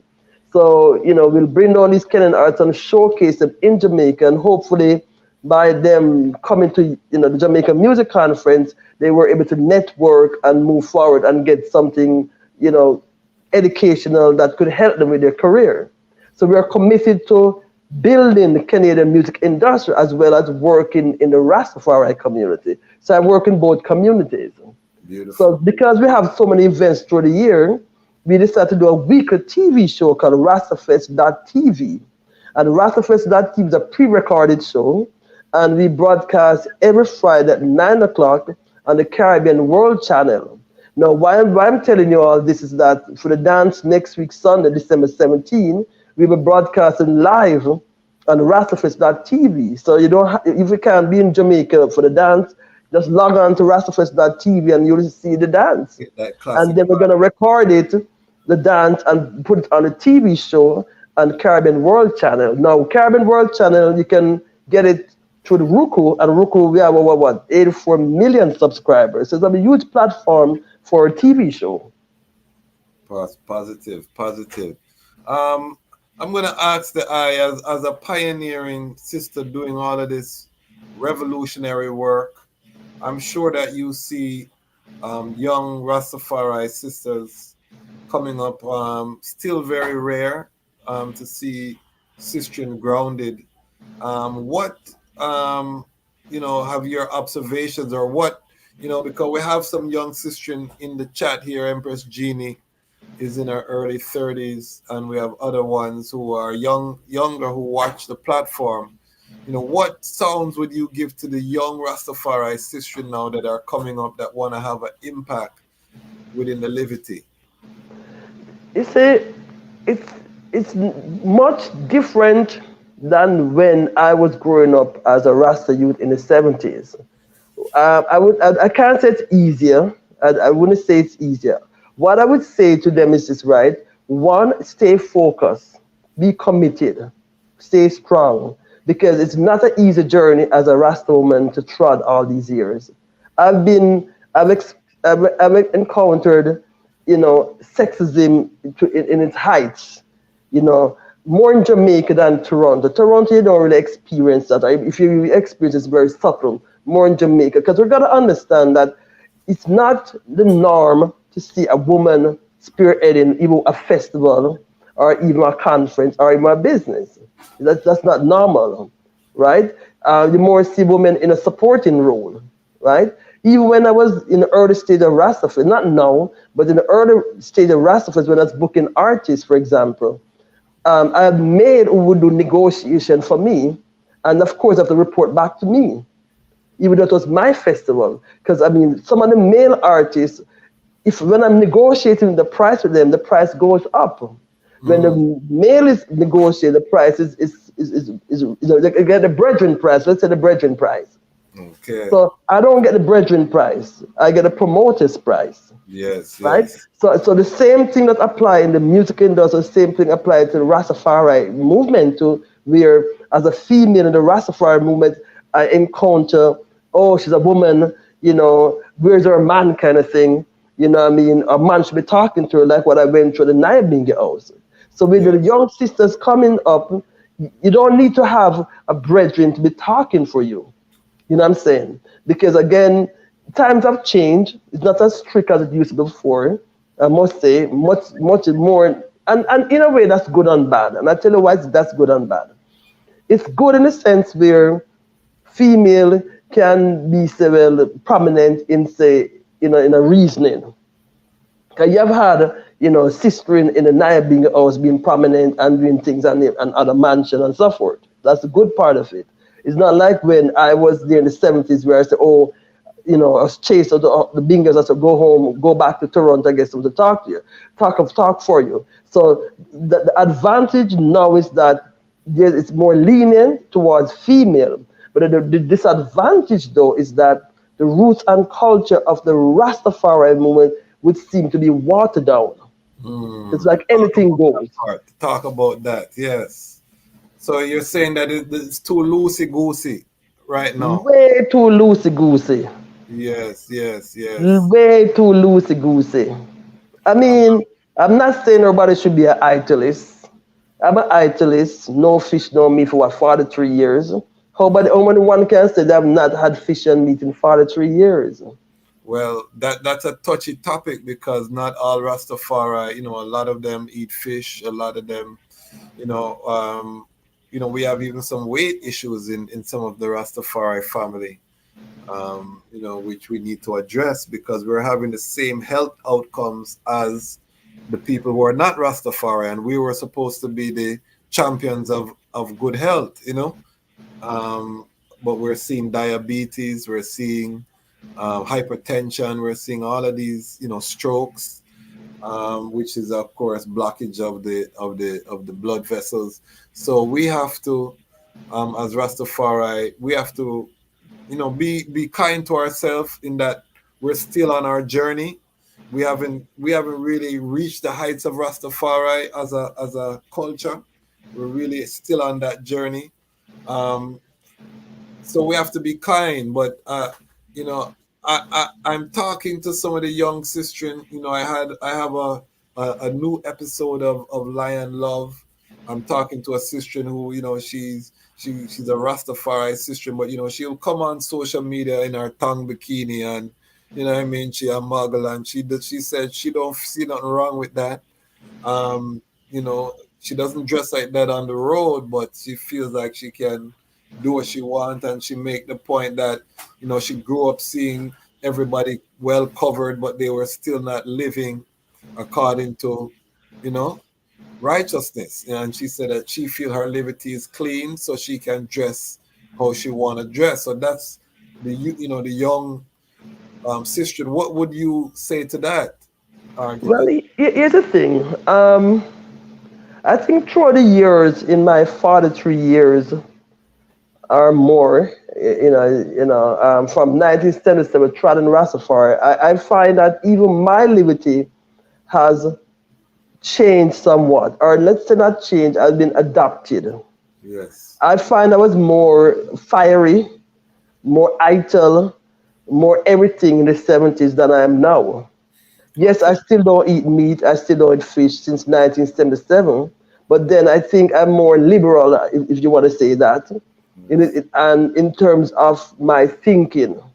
I do not preach food doctrine, clothes doctrine, and all. I don't do that. I may not do it. Doesn't mean that I'm gonna condemn you for not doing it, Yes. Yes. right? It's because I don't think it's my place to do that. I don't believe that your clothes and what you wear. And of course, I don't expect somebody to be in a bikini and have locks onto the rasta. I mean, walking around in shorts. I mean, a body rider. I mean, that's taking it to the extreme, right? But Extreme. again, yes. But then I'm not one to say that okay, and to let you know how strict I was, really back in the 70s. Um, if somebody who smokes cigarette, I would not date that person. If somebody eat fish or meat, I would not date that person. If I have somebody who was wearing pants, I wouldn't even talk to that person. When I was growing up as a Rasta youth in my mom house, my mom couldn't cook for me, my own mom. When I was 19, 20, I wouldn't eat from my mom because she's not idle enough. That's how extreme I was. But then that come with youth also. Remember, I was 19, 20, 21. Yes. So you're Yes. young and you're fiery. That's Yeah. different. But then the older I get and the more mature I get, the more I realize that that's not that important. Mm. In the sense where, okay, fine, somebody wear pants, so what? Somebody eat meat, so what? You see what I'm saying? Because you have people who are idle, no fish, no meat, who are doing worse than the person who's wearing a pants or eating meat. And I've experienced that too. I Yes. know people who are idle, locks sweeping the floor, very idle, but then that's a person who's doing the worst thing ever. I've Yes. seen that too and experienced that. Yes, yes. We have to So look at who's doing the work. exactly, who's doing the work? Uh, So uh, you uh, can, I hold that too. My caveat is that, I think if you're at the beach, at the river, I'm not gonna police. If you want to wear a two-piece, that's your business. Just try fix up your thing, make sure your thing look properly. But on the road, I think that modesty is important. And I would advocate that, encourage that. I'm having that fight with my daughter right now, because all the young people want, the belly skin shirt, them and all these how things. old is your daughter? My daughter is 15, Ah, maybe she's a 16, teenager. so we're dealing with these things in real life right now, in terms of promoting that modesty like Empress Menen. Oh, talk about Empress Menen, to the eye. How is she relevant to the eye right now? And how can we bridge that gap with the young people and Empress Menen, to make her an interesting person for the young people? Remember what I said earlier that in the 70s, Rastafari Empress Menen was not relevant. Remember now, when we talk about Rastafari, it was all about His Majesty and Jah Rastafari in the 70s. The Empress Menen, being on the same level or even being crowned or being acknowledged or even recognized, as part of His Majesty is something, what, the last, 10 years, 20 years? I'm not Mhm. even sure at what time. But it wasn't like that in the 70s. So we didn't grow up here in Empress Menen at all. We didn't know that, well, she was crowned the same time as Emperor Haile Selassie. We didn't even know that. Because that was not part of our teaching as a young Rasta people. You see what I'm saying? So that only shows some change within the Rastafari movement. You see what I'm saying? So in terms Yes. of her influence now, this is good for young Rasta sistering to see that there's Empress Men that could emulate towards, look forward to that. But we didn't have that guidance in the 70s. Remember that. Yeah. Okay. And You're my going guidance would have been on. like another Faraika, an Yes. older Rasta woman. Yes. Yes. Yes. So you are looking more at like Proverbs 31 and the Bible, the biblical woman. Yes. But we didn't have that guidance. We didn't have that spiritual experience. No, we did not, because it was not the thing to do. When Yes. in this Rasta gathering, when you go to this Rasta gathering, you see eye trait of His Majesty alone. No, you see eye trait of Empress Menen and His Majesty. So Okay. that wasn't the norm for us. Do you think the women's conference that Nana Faraika called at Howard University that I was honored to be able to attend as a young student, do you think that had an impact and on how Empress Menen is now being recognized? Because I know Nana Faraika said she had a dream to bring Empress Queen Omega to the world. And that conference was part of her obeying that calling. Most of the sisters I know I met during first at that conference. Do you think that conference had an impact? And talk to us about that conference, the Empress. Definitely, because I was there at the conference. That would have been maybe 23 years ago or 20 years ago. My daughter is 23 years old. My son is 33 years old. That's how I remember things, because after a while, the memory comes and goes. I'm getting up there in age. I'm 65 years old now. So Okay, you see, age. you just frighten a lot of people because a lot of people thought you were your 40s. You see, they weren't doing the math. But yes, 65, I I thought, am come Iris. April, I'm gonna be 66 years old, so I'm getting up there in age and, Yes. and so forth. But yes, my daughter is 23 years old and my son is 33 years old. So that's how I remember things based on my children age. So I remember I taking my son to the conference. He was would have been maybe what? So he's 33. The conference was 20 years ago. He would have been like 13 or something like that. Yeah. And then if he's 20 years old, then my daughter was born then, right? That's what I remember. So yes, Yes. so that first conference, Empress of Zion, I was at the conference. That's the first one I met Queen Mother Moses. We actually share a room with Queen Mother. I share a room with Queen Mother Moses at the university. And but I'd met Nana Farika said from the 70s in Jamaica, right? Yes. So it was a lovely gathering. Empress of Zion. I'm one of the member that was privileged to be there. That's like the I. And I must say, it was nice to see all these Rasta sisters gathering together. But that was the first that I know of. And, you know, I don't know of any other gathering of Rasta sisters like that. And every year, you know, there was a gathering, and I was very much involved with that. I'm also involved with the Canadian chapter of the Empress of Zion. And then, you know, I know there are chapters like in Atlanta, and in Florida, and Jamaica, of course, and in Africa. And so I think having that gathering of sistering was a very good move and Nana Faraka's part, because again, it was the first time I think where women or Rasta women could come together. Just like, oh, I vision, you know, the Rastafari conference coming from Detroit, you know, in 1981, you know, with Rasta people gathering together. It was the same similar vision where Rasta sisters gathering together. And I thought that was very good because it was much needed. You got to understand that, you know, growing up as a young Rasta youth, as a female young Rasta youth, was very isolated. Says, are they going to have a brethren who gonna, you know, you're gonna work with and gonna carry it on that path, that journey, or you're gonna do it on your own? And it was not the norm to do it on your own back then.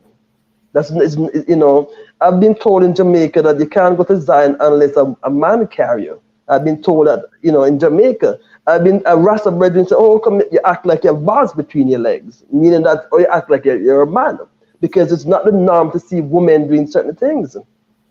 No, it's a little bit more, it's a little bit different now, but it wasn't like that back then. And I can imagine how it was in the 50s and 60s too, which is where Yes. Nana Farika would have been in the 50s and 60s, and say, you know, Sister Aina and Ma Shanta, for example. Yes.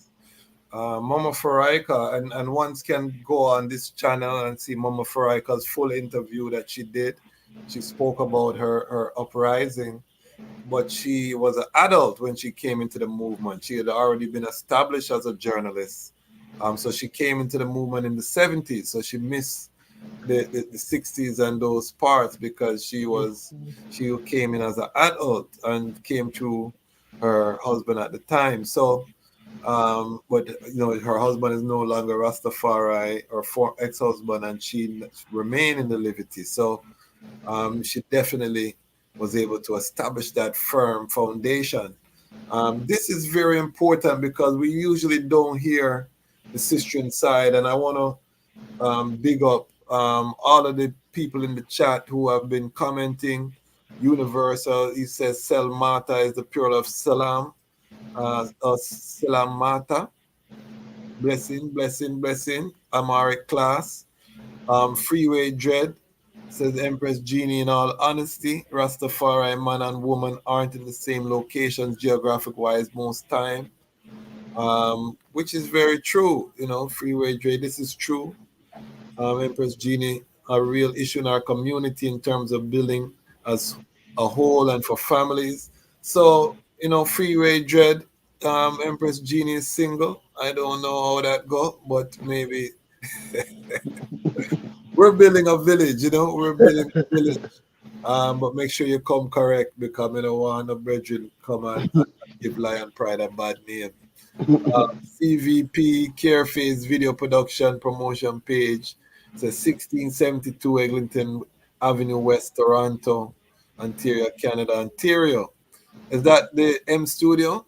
That's Studio M, yeah, that's our the head office, Studio Oh, M, the heart of Little Jamaica. okay. So make sure one state that if you're in Toronto, support. Little Jamaica, also known as Eglinton West, is an ethnic enclave in Toronto, Ontario, Canada. It's located along Eglinton Avenue West from Marley Ave to Keel Street. Give thanks. We learn things here on the Lion Voice Network. So that's part of being part of the Lion Pride. I Majesty live. Yes, I. Very important. And Empress Jeannie asks, so is discipline liberal? How do we practice discipline righteously? Okay, so I think that is for the eye. Is a young sister ask it directly because I'm taking it because she heard the I say you've gotten more liberal with time. You know, how would you respond to that song? So, okay, so the question is how liberal is it, or how do we what? How do we practice discipline righteously? She's saying it's Well, liberal. I think the key thing though is to stay focused on Rastafari liberty, because you see it's easy to get, I think, carried away if you don't have that practice. And why is it easy to get carried away? Now let's be real that not everybody's gonna be living like, say, like, you know, Rastafari back in the 50s and 60s, right? So I think the problem is though we don't have the okay, the difference between the 70s and now is that we had the liberty because we saw elders around us living a certain way. We may not have that right now. You see what I'm saying? Social media have a lot to do with it. Yes. Social media has influenced, I personally think, the Rastafari living and other things too, not just Rastafari. Let's be real. So now you have people wearing locks, but who are not Rastas.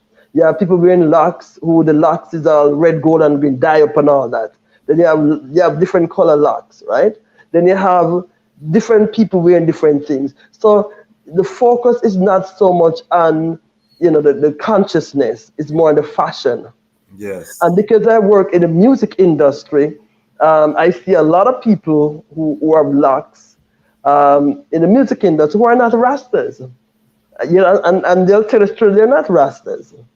So not because somebody have locks doesn't mean they're a Rasta person, right?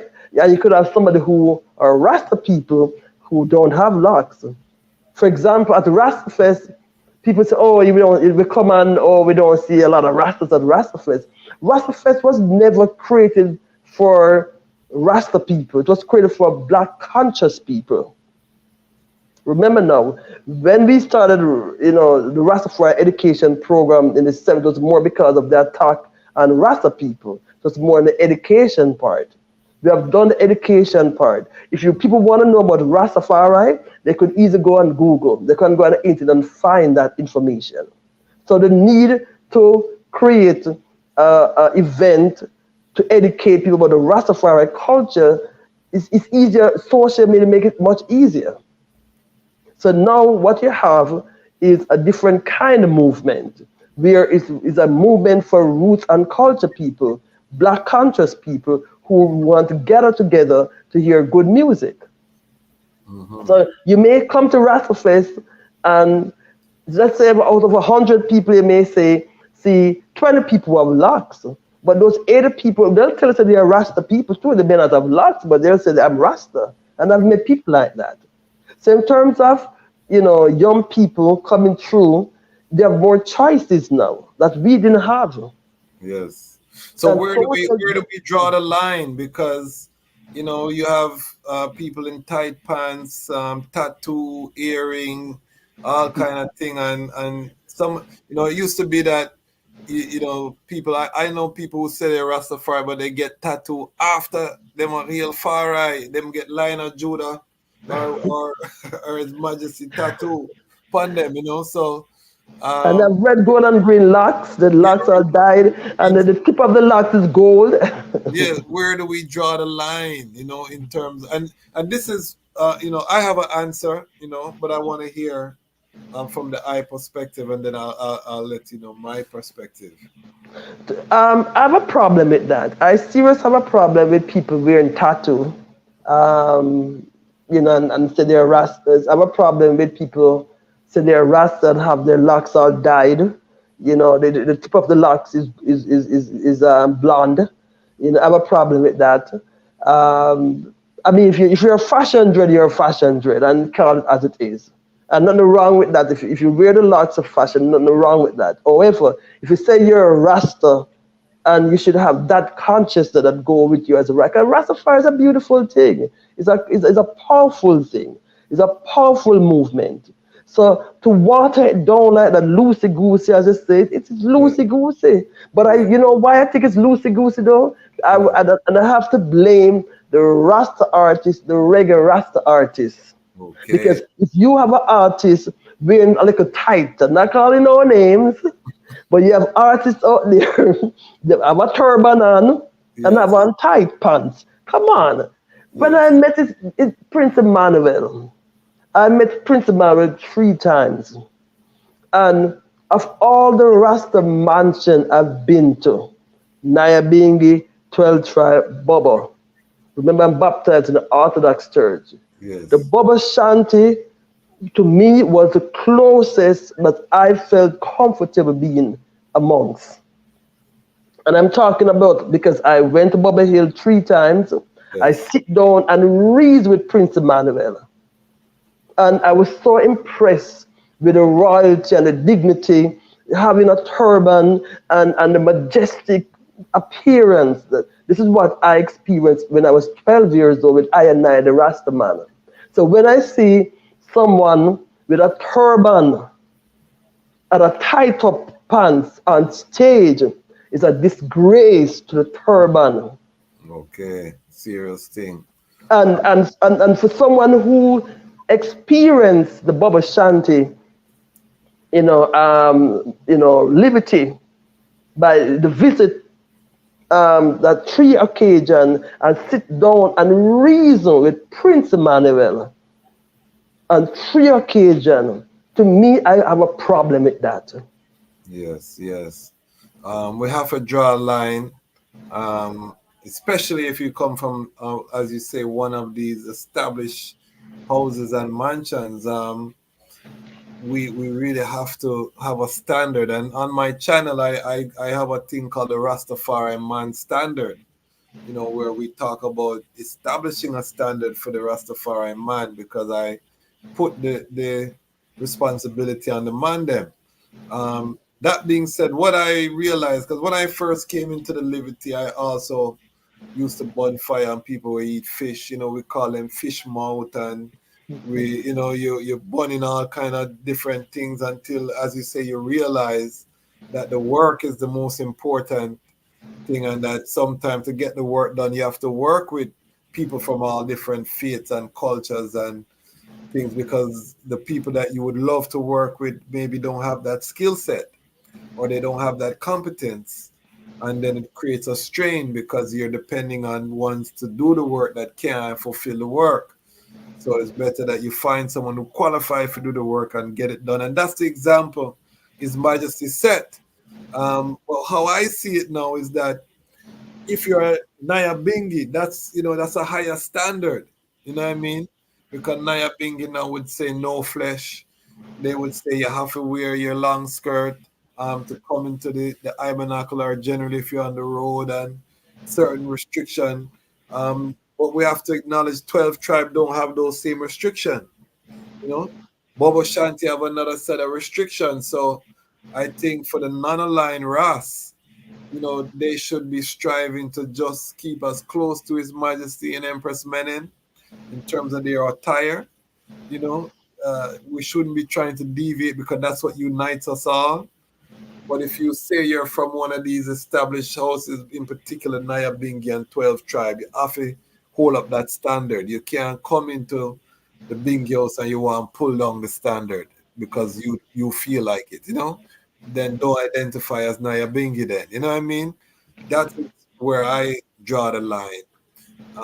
Or don't come and say you're Bobo Shanti. As you say, if you're going to be up with a tight pants, just do your own thing out there. You know what I mean?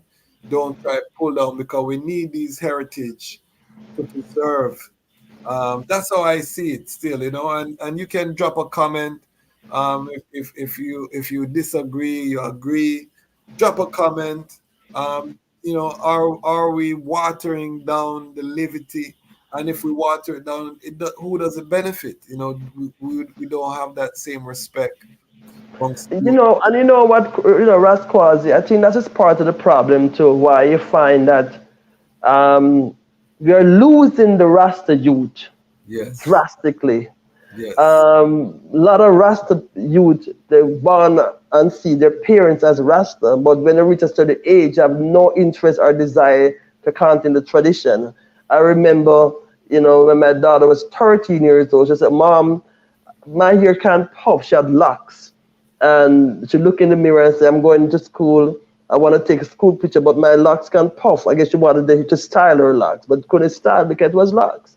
I remember my son at 16 years old said, "Listen, um, I'm no interested in having locks anymore," because they were, as from their babies, they had locks. So what I'm saying is this, we're using the young people who were born in Rastafari because one, social media is a big influence on them. Two, their focus is totally different. They're not into, it's like how I talk about being at 19 years old and volunteering my time and doing all this Rasta work. Young people are not into volunteering. It's all about being a millionaire very fast, very hard. They want to get rich at 20 years old. They're Yeah. not interested in doing no volunteer work. Like when I was like 17, 18, They 19. want the bag. They're chasing No. the bag. They have to get the bag, the money. Yes. They seen the luxury life. They seen people taking trips. They seen vacation, luxury life, and then we are tell them about Rastafari. Volunteer Yeah. and living poor and that's another thing too, I think, with the Rastafari movement is that it's not seen as something to emulate to, because Rasta people are seen as what? Poor people. Poor Yes. in terms of wealth, not in terms of culture, because we're rich in culture. But we're not talking about vanity. We're not talking about having fancy car and fancy clothes and going and bling blinging out. So it's not attractive in terms of materialism. So young people this year, they're not interested in that. What they want is what they want, and what they want is money. Because I work with a lot of young people in Toronto, so Yes. we create a lot of employment actually, for young people doing Rastafest. We hire a lot of young people. A lot of people don't know that, but when it comes to Rastafest, I see a lot of young people. We hire them for the summer. We hire them for the summer. We hire them in our studio. We hire them at our events. We hire young people a lot. So I work with a lot of young people, and I hear how they talk. I talk to them and just to get to understand what they're all about. So apart from my two, young adults, because they're very much involved in business now. My daughter is the one who manages Studio M. My son is the one who manages a publishing company, Masani Press. So they're very much involved with the business now, but it took them a while to see the value of what I was doing. And then even the young people that I hire, they're only there to get a job. If they're not being paid, they're not going to volunteer. It's not like when we were young, we volunteer. So I think it has a lot to do with the time, the social media, the influence, and what they see out there. So that's why we're losing our young people. Because That's Rastafari is not seen as attractive for them to be a part of. and I think we've done a poor job in communicating, what the purpose of Rastafari is. What are we building toward? Is it just reggae music and smoke herb? Because that's not the youth them interest. So if that's what we're coming with, or if that's what they think it is, then they're not going to gravitate to that. We have to show them we are building the alternative to Babylon. We're gonna have nice cars too that we're gonna build. We're gonna have nice house too. We're gonna, but we want them African made. We want them eco friendly. We want them, there's a Rastafari way of doing things, and that's what we have to. We're not anti-technology. His Majesty brought the first printing press into Ethiopia, and many other technologies. The first airplane, and when His Majesty brought the first plane, the church told him that he was a devil worshipper. He was bringing Satan into the country, and he had to fight through all of these things and educate the people about technology because they had never seen things fly in the air like that. You know what I mean? So we're not anti-technology as Rastafari. We have to find ways to, get the youth them into coding. I want to get into animation. We need youth that can do computer animation, so we can be making these big movies like Walt Disney about Badla Adawa. and our history. I don't want to see nothing about Frozen. You know what I mean? I want to see something about um, the Battle of Ottawa, or I want to see something about Emperor Lebna Dengel, or Emperor Johannes. I mean, we want to see African stories, the Zulu, all of these things. So I think if we had a model like that where we could show the youths, employ them, as you say, that's the only way we're going to be able to maintain them. We have six. I totally agree with you. I totally agree with you. We have to. There gotta be a bridge between what we are doing what we did in the past and what's happening in the present. We have to have a bridge in order to attract them. For sure. We have 16 of I and I here, hundreds more will watch on the replay. I want to just big up everyone who has taken their time. This is serious reasoning because on this platform, we're really trying to have a solution base. We don't just want to talk about the history because the best years of Rastafari are ahead of us. I'm firmly confident in that reality. Our best years of what you're going to see in the next 10 years are going to blow everything out of the water because we are standing on the accomplishments and achievements of our elders who have established a brand like no other around the globe. The elders did their work. They won the victory, and they have passed us a baton. And it's our time now to really build the institutions that are going to take this thing to the next level. So if you have not subscribed, this is one of the institutions we're building, the Lion Voice Network. Make sure you subscribe to the channel. If you have not joined the Patreon, $5, $10, what you would have paid for Starbucks, invested in Rastafari Media, come on board and join us as part of our Lion Pride on Patreon. We're trying to upgrade our equipment. Next week, I'll be doing a special announcement. We're taking Lion Voice on the road again. And we're doing a partnership that's going to revolutionize the platform. Big things are happening, people. I tell people my superpower is the network that I have established, and we're using that superpower to grow and to make sure that we take this to the next level. Classic B says, great history, Masani. Esther says she totally agree, and I think that's when we were talking about the youth. Empress Genie said, fire reasoning that needs to be had. Serious thing. Truth Sojourner Born Free says, that's why I and I need to promote ownership. So I and I have both heretical and temporal to pass along to oncoming generations. Imagine I and I own estate in Eglinton. You see? So these are very serious sound, and you're right, because remember that Haile Selassie and Empress Mene were not poor. They were from the nobility. They both had money. Empress Menen came from a wealthy family. They owned many properties and lands and estates in Wallo province, which she used that money to build schools and to build churches and repair churches and to do a lot of charitable work with the youths. His Majesty inherited the wealth of his father, Ras McConnell. So this trot is not a poverty trot. Our example is not one of poverty. We have to study our noble parents and really exemplify that in our doings, because they show us how to be wealthy and to be righteous. It takes a lot of sacrifice, to enter through the eye of the needle, as the prophecy say. But they have showed us the way. So we don't want to come and bring this poverty, which is a disease, a mental disease, into the next generation. So we definitely big up all of those things. I want to just take it forward, because we don't talk about your theater section. I Um, know. you're a writer of plays and all these things as well. Talk to us about some of the other works that Masani Productions is doing and what your vision is, most importantly. Forward 10 years from now, money is not a challenge. What does Masani Production look like?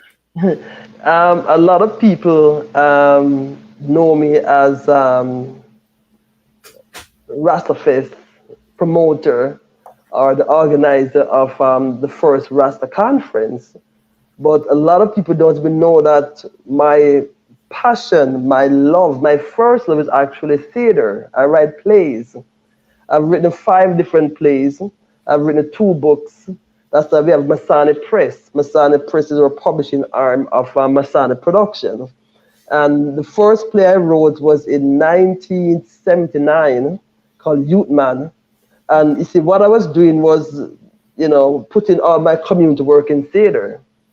And also, trying to connect with young people. I'm always interested in young people.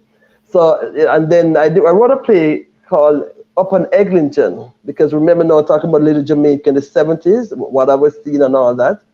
So my first play, Youth Man, then there was Up on Eglinton, was 1982.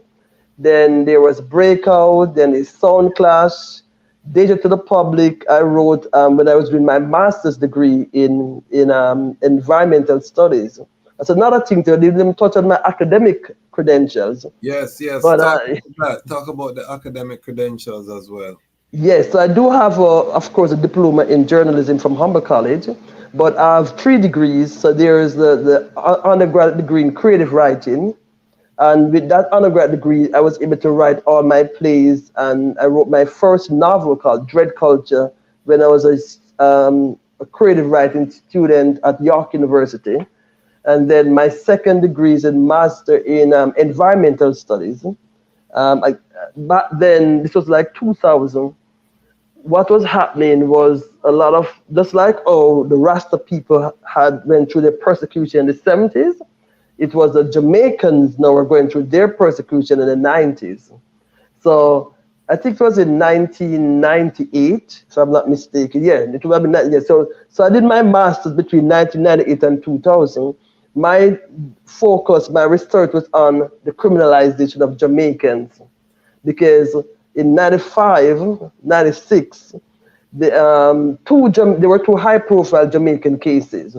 One was called the Just Desert, when 4 black youth went on a robbery at a cafe, and a young white woman was shot, and I think she was crippled, right? So, and how the story goes is that these black guys, they were Jamaicans, right? Everybody black is a Jamaican. And then there was another high-profile case 2 months after that, where a Jamaican man who was already deported, he ended up being charged to killing a white police officer. So in that 1 year, 2 high-profile Jamaican cases in Toronto. And because of those high-profile cases, they changed the immigration law, where if you're considered a danger to the public, you serve your time, then you're deported. First time, if you get charged, you get your sentence, you serve your time, you're released back into society. If you're a permanent resident or citizen, it doesn't matter. So when those 2 high-profile Jamaican cases took place, they changed the law. But then the American immigration law was already changed before Toronto, before Canada, as well as England, because they were targeting Jamaicans. A lot of people don't know this, but Jamaicans were targeted in all 3 countries, America, Canada, and England, where you could be there from your baby. You could be there. You could be there at 1 year old. If you commit a crime, you're going to be deported. After you're charged and convicted, you're going to be deported. And the law changed in the 90s.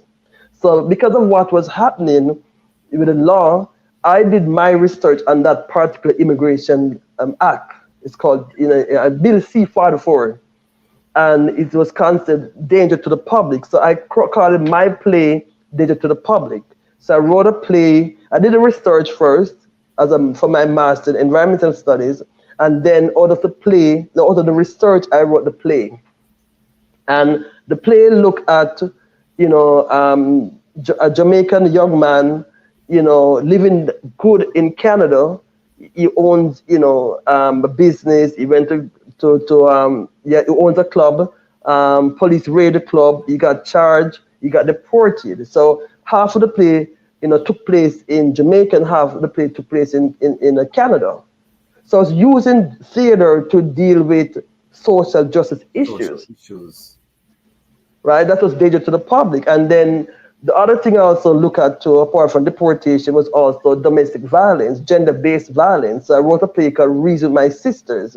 Reason My Sisters was looking at domestic violence, sexual assault, gender-based violence, and all that. So I was using theater, and I was doing a lot of plays then.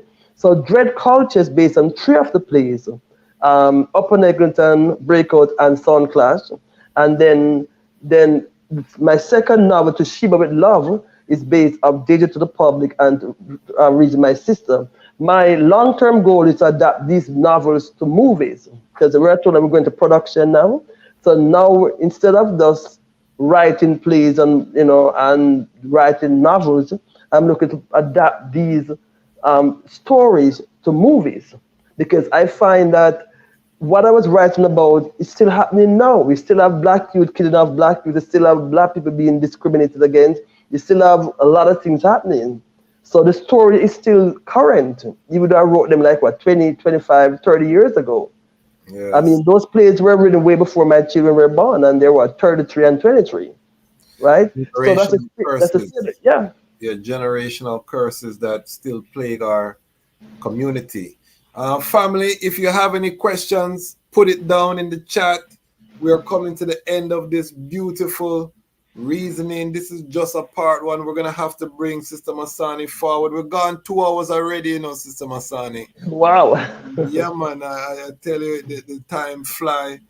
So if you have any questions, family, 14 and I here live. Hundreds more will watch the replay. But if you have any questions and you're here with us live, make sure you ask the question. We have one of our Rastafari pioneers here this evening on Lion Talk Live. We don't get these opportunities to sit at the feet because now, rightly so, the eye is considered an elder. You cross over that path. How does it feel, Sister Masani, to cross over the elder path? Well, I'm a pensioner now. I'm getting my pension. So that definitely made me an elder, because I'm getting a pension, and getting my pension, I'm getting my first pension check. So like, whoa, hey, wait a minute, because when you're 25 years old, you think of somebody 65, you think like them being old, right? But now that you're 65 years old, I'm thinking, wait a minute now, where did the ears went? You know what I mean? Yes. But no, it's a lovely feeling, I must say. I totally enjoy my life. I think I've lived a good. I don't have no regrets. I must say, there's not one thing I can say I regret. There's not one thing that I wish I should have done, that I did not do, right? I've been offered a position to work at a mainstream television station when I was doing my internship, at the black newspaper. I didn't mention that Contrast was the first black newspaper in Canada. I did my internship there. When I went to Contrast in 1980, Babs Grange was working at Contrast. That's where we met Babs Grange. So that's a connection with Babs Grange. So Babs Grange was also a journalist. People don't even know that. But she used to work for the same black newspaper that I did my internship at. You know what I'm saying? So I don't have any regrets. I live a very fulfilled life. The only thing I would like to do that I've not done so far is adapt my books to movies. Okay. And I'm in the process of doing that.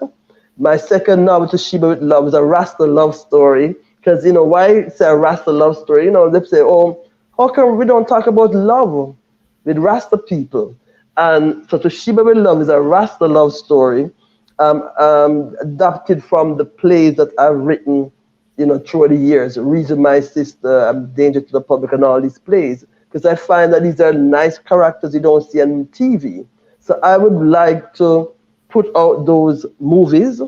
I could see us doing that, very short. Not that we have a production studio. Remember, we have an audio, video production and recording studio. The first floor we do video and photography, and in the basement we do recording. So that's what we have in Toronto. So now we could make all the movies in the world. We could produce all the albums in the world. So we find that after 43 years are in the position to start putting on movies and albums and things like that. And this is very important, Why I say that? Because we're not documenting our history, not documenting our stories. People are telling our stories for us.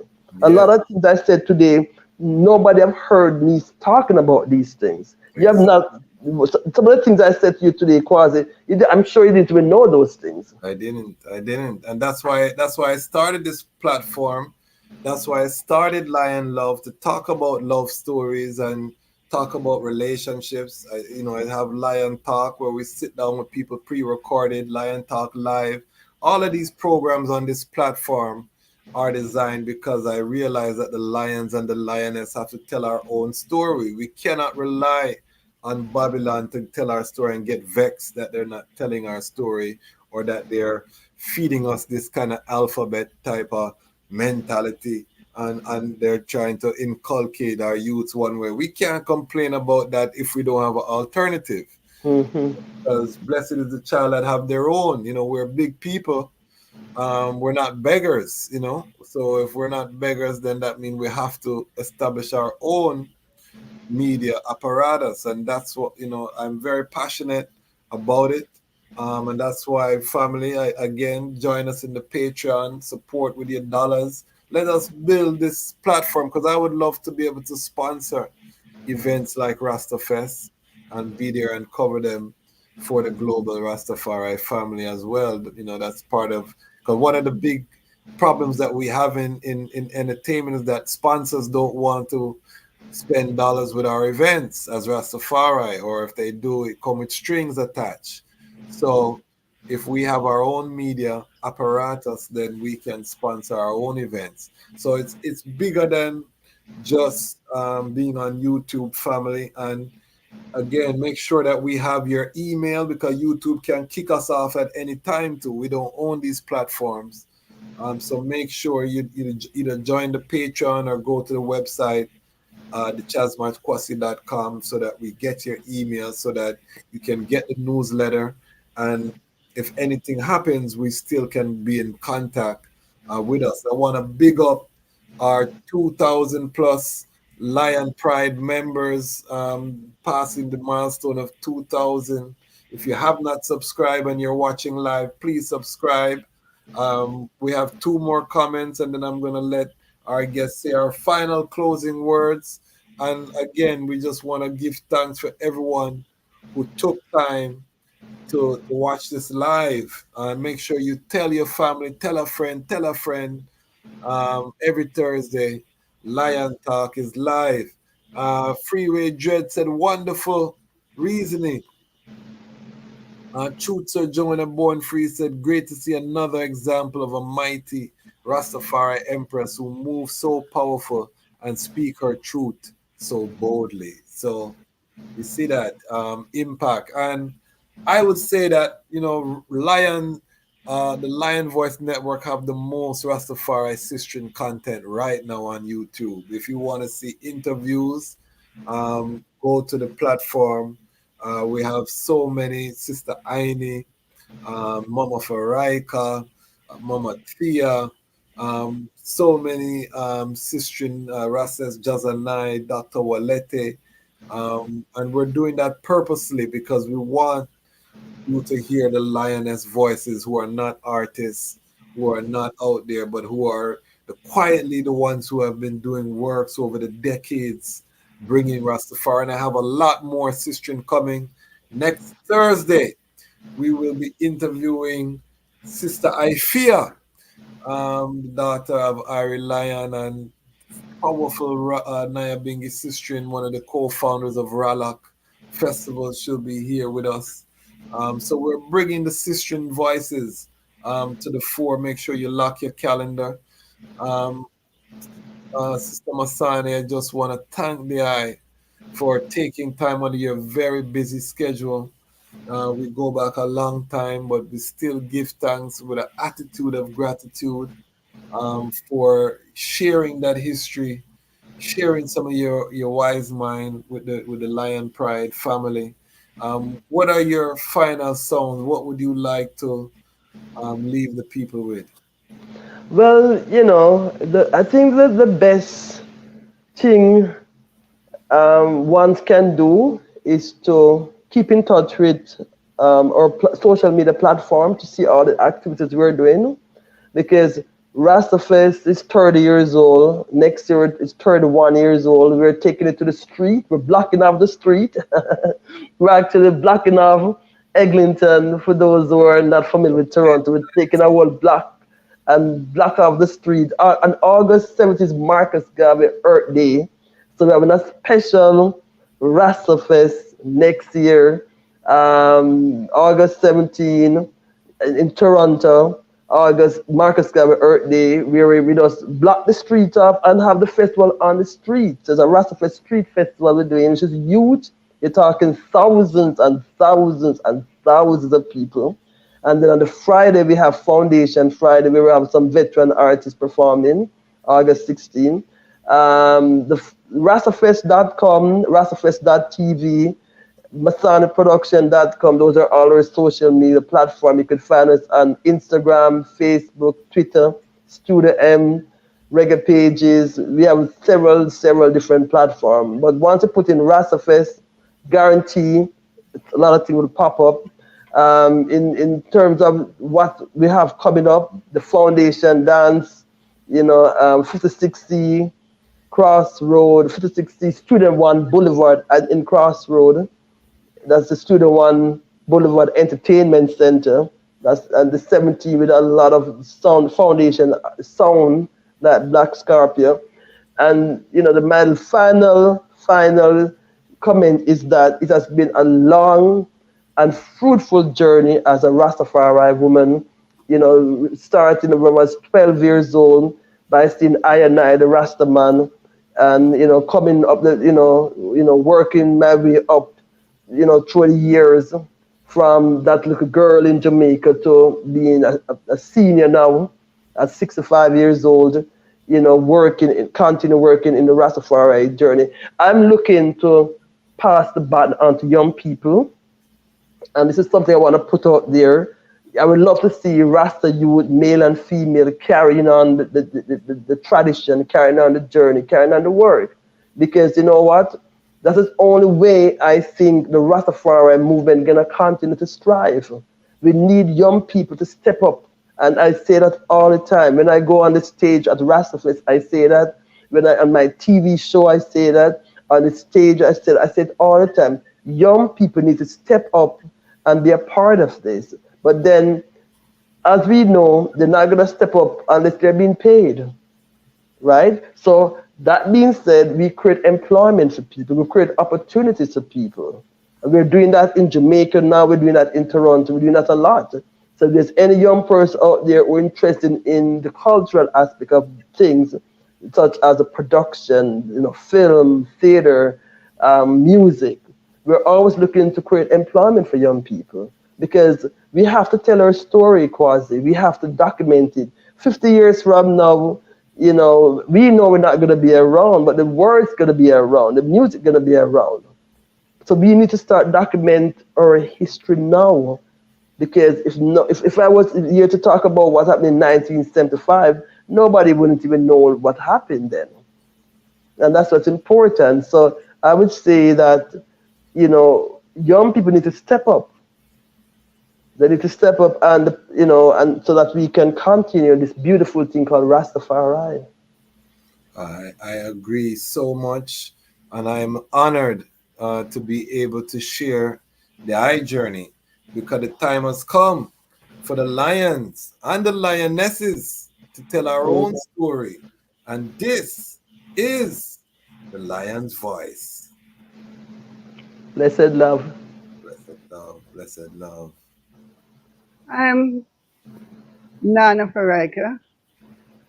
The time has come for the lioness to tell her story from her viewpoint and tell the world who Queen Omega is. This is the lion's voice.